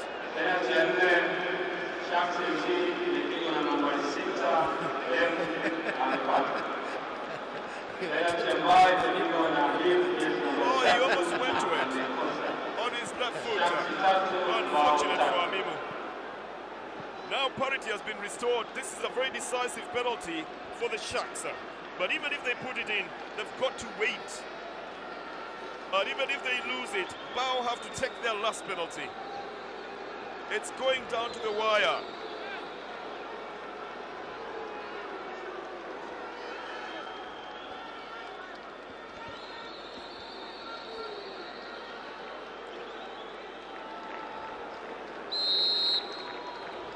Oh, this is Nixon Omondi, The left back who's left-footed as well. Sends the goalkeeper on the other side. Nixon Omondi with probably the best execution so far of the penalty. Now this will be the most decisive penalty then. If Mbao miss it, then the Sharks will win it. But if Mbao put it in, then it means we go for sudden death penalties. Yes. 4-3 at the moment.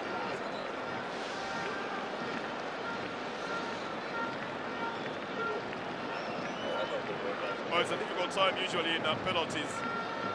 The goalkeeper here is trying to find out whether he can read something from a penalty taker.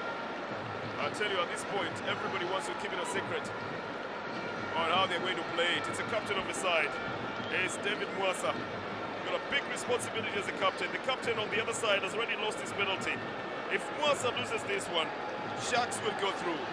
But Mwasa's got the responsibility of keeping Mbao in the competition. And it's Mwasa, he puts it in the net.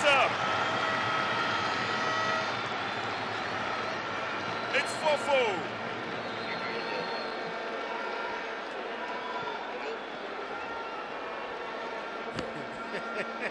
I'm very worried, Mwasa, but he makes sure it's in the net. Well, Mwasa did take the last penalty as well when they played Gorbaya, and I can tell you he went the same way, pushing it but wondering whether it's going to go inside or whether he's going to leave it on the other side. Now it's sudden death penalties. It's going to be repeated. Oh, this is Juma, second half substitute for the Shark, Eric Juma. So Eric Juma now will start it up again on sudden death. You lose your penalty and that's it. The other one puts theirs in, that's it. So the responsibility to Juma. Puts it in the net, but the goalkeeper had gone in the right direction, Nata Metacha. And even had a touch on it, the kind of touch that you can hear from very far away.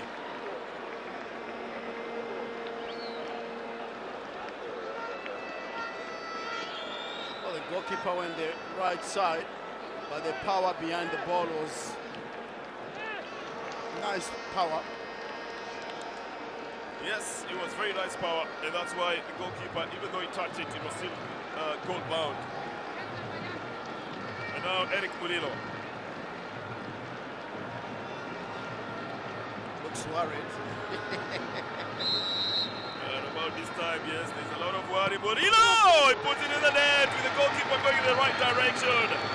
But then not getting there on time.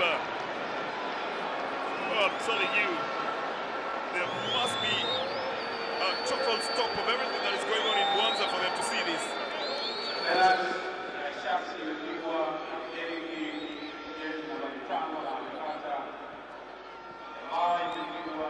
It's going to be Sharks taking their penalty now. And yes, and about this time, with the tired legs, the players all wanting to know whether or not they're going to get into the $10,000 round of the competition. And the defender, Michael Bodo, will get a chance to test the goalkeeper, Nata Metacha. Nata saved one penalty, but then the Mbao side lost one penalty. Bodo goes on his right foot and he puts it in the net, even though Benata had a touch on it as well. It's that close every time. And Michael Bodo equally executes a dance around that one. He didn't leave far, it just went 2 steps off and very good confidence. But he goes on his right foot as well. He's a natural left-footed player. Well, this should be my friend Ibrahim Hashimu.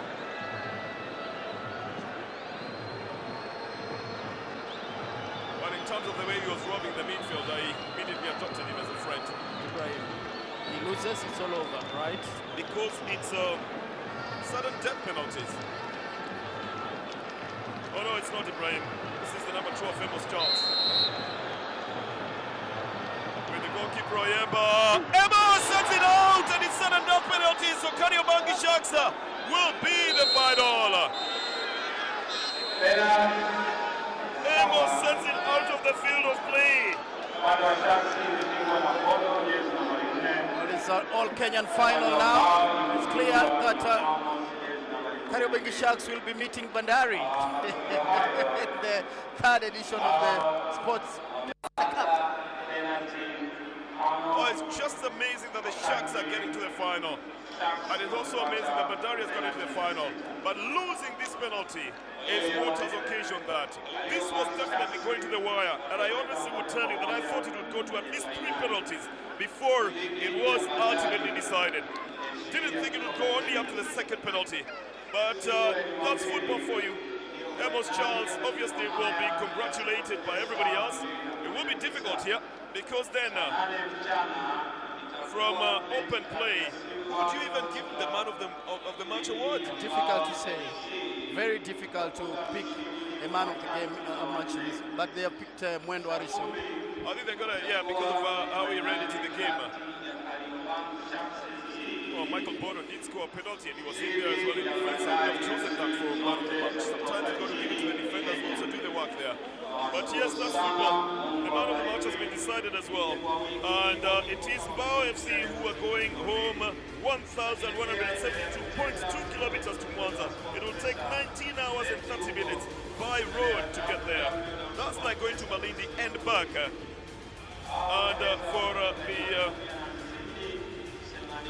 Kariobangi Sharks side, it will be the first time they're getting into the final in their second outing at the Sport Pesa Cup in the 2019 edition.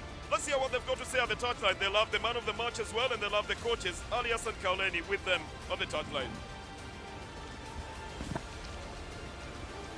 Ndio mambo kama hayo, manake liangaze lisiangaze. Tulijua leo timu mbili sharuti zicheze fainali na mbili zicheze kutoka nafasi ya tatu. Uwanja kidogo umefanya kusinyaa, maana kama ilivyokuwa mwaka 2017 makala yale ya kwanza kabisa ya Sport Pesa Cup ni kwamba timu za kutoka Kenya zinaupenda sana uwanja huu, na kwa mara nyingine zinafuzu kwa fainali, maana itakuwa ni wa Kenya Bandari dhidi ya Sharks. Lakini kabla ya gumzo kubwa, ninaye Harrison Mwendwa ambaye ameteuliwa kuwa mchezaji bora wa mpambano huu wa leo. Harrison, mechi imekwaje kwa kifupi tu? Kwa leo imekuwa, hatukuwa tunatarajia ikiwa hivyo. Imekuwa ngumu kiasi. Mbona mnyonge ama ukufurahi ulipotolewa mchezoni na ulikuwa unatafuta bao kwa kila hali? Wenye tulikuwa prepare haija happen hivyo. Plus coach aliniuliza kama niko sawa, aingize mtu mwingine ama niendelee. Nikaona ni rahisi, ni poa mwingine akiingia nimpatie chance. Finali ni watu unawajua sana Bandari. Hao tunajuana, tunafurahia kufika finali wote wa Kenya. Na umechaguliwa kuwa mchezaji bora mechi ya leo. Kuna hundi hapa tunazungumzia dola 500. Karibia sana unapewa na Steven Pina. Unaweza ukamwamkua Pina, umemwona sana akicheza Everton na umechaguliwa kuwa mchezaji bora. Unasemaje? Nasema nimekuwa nikimwona akicheza akiwa Everton. Nafurahia sana kumwona hapa. Haya, unaweza ukapiga naye gumzo kidogo baada ya hapo. Ndiye mchezaji bora wa mechi ya leo, namzungumzia Harrison Mwendwa. Amesumbua sana. Kumbuka mechi ya ufunguzi alipocheza dhidi ya Yanga alitolewa kutokana na jeraha, na leo hii ametolewa ingawaje alisumbua sana, na wamefuzu. Watakuwa wanacheza fainali dhidi ya vigogo wengine kutoka Kenya, na izungumzia timu ya Bandari. Sasa hivi tunao wakufunzi, tusikie kauli zao baada ya mchezo huu wa leo. Inakuwaje? Coach hakufanikiwa kuja, huyu ni msaidizi. Mechi imekuwaje kwa kifupi baba? Akujumla mechi ilikuwa nzuri kama unavyoona, tumejitahidi kucheza kadri zetu kama tumepambana. Lakini kama unavyoona bahati ilikuwa kwetu. Wenzetu tumemaliza game vizuri kwa bila, wenzetu wameweza kupata bahati ya penalty wakaweza kupata matokeo. Niliona tukielekea dakika 10-15 za mwisho, kuna mbinu fulani mlikuwa mnatumia za kupoteza wakati, ni kama mlikuwa mnazitamani sana hizi penalty Hapa na hicho ni vitu vya kawaida, wachezaji ujue wanapocheza mechi kwa nguvu lazima kuna sawa na wanakuwa wamekuja down. Kwa wanajitahidi kutengeneza nguvu kwa ajili ya kwenda kwenye hatua dakika nyingine. Kila laheri mechi za ligi hapa nyumbani. Asante. Haya, anasema mkufunzi msaidizi huyo kwamba kwa hakika mechi imekataa. Kumbuka wao walipocheza robo final dhidi ya Gor Mahia walifuzu hatua hii kupitia matuta haya penalty, lakini leo hajawa siku yao nzuri, zimepigwa na mwisho wa siku wameondoka mashindanoni. Sasa hivi naye mkufunzi ambaye ameibuka kidedea, namzungumzia William Luya, baada ya kupata ushindi mkubwa sana kwenye mechi hii ya leo. Coach, karibu sana na hongera tena sana, lakini mbona hujafurahi coach?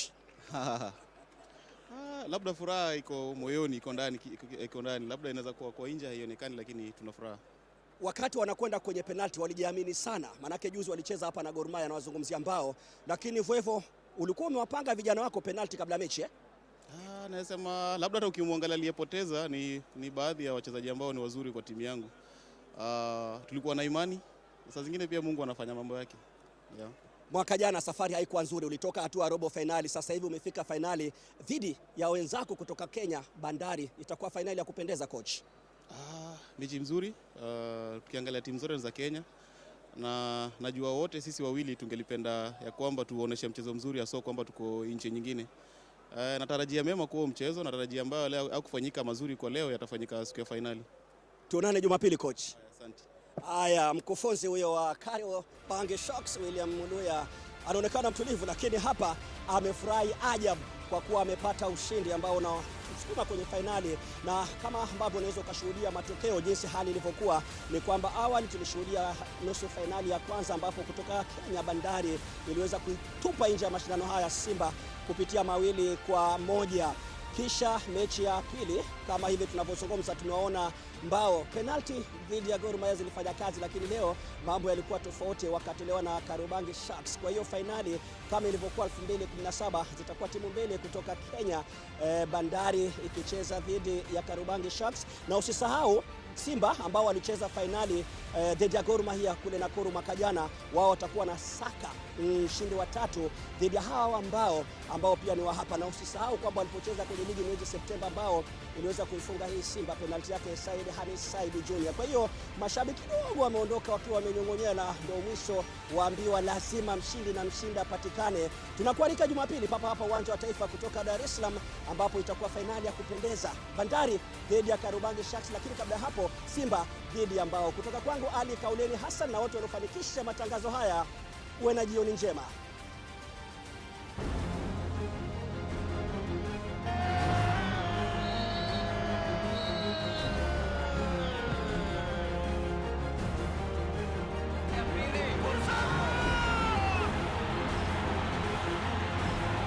Champions League.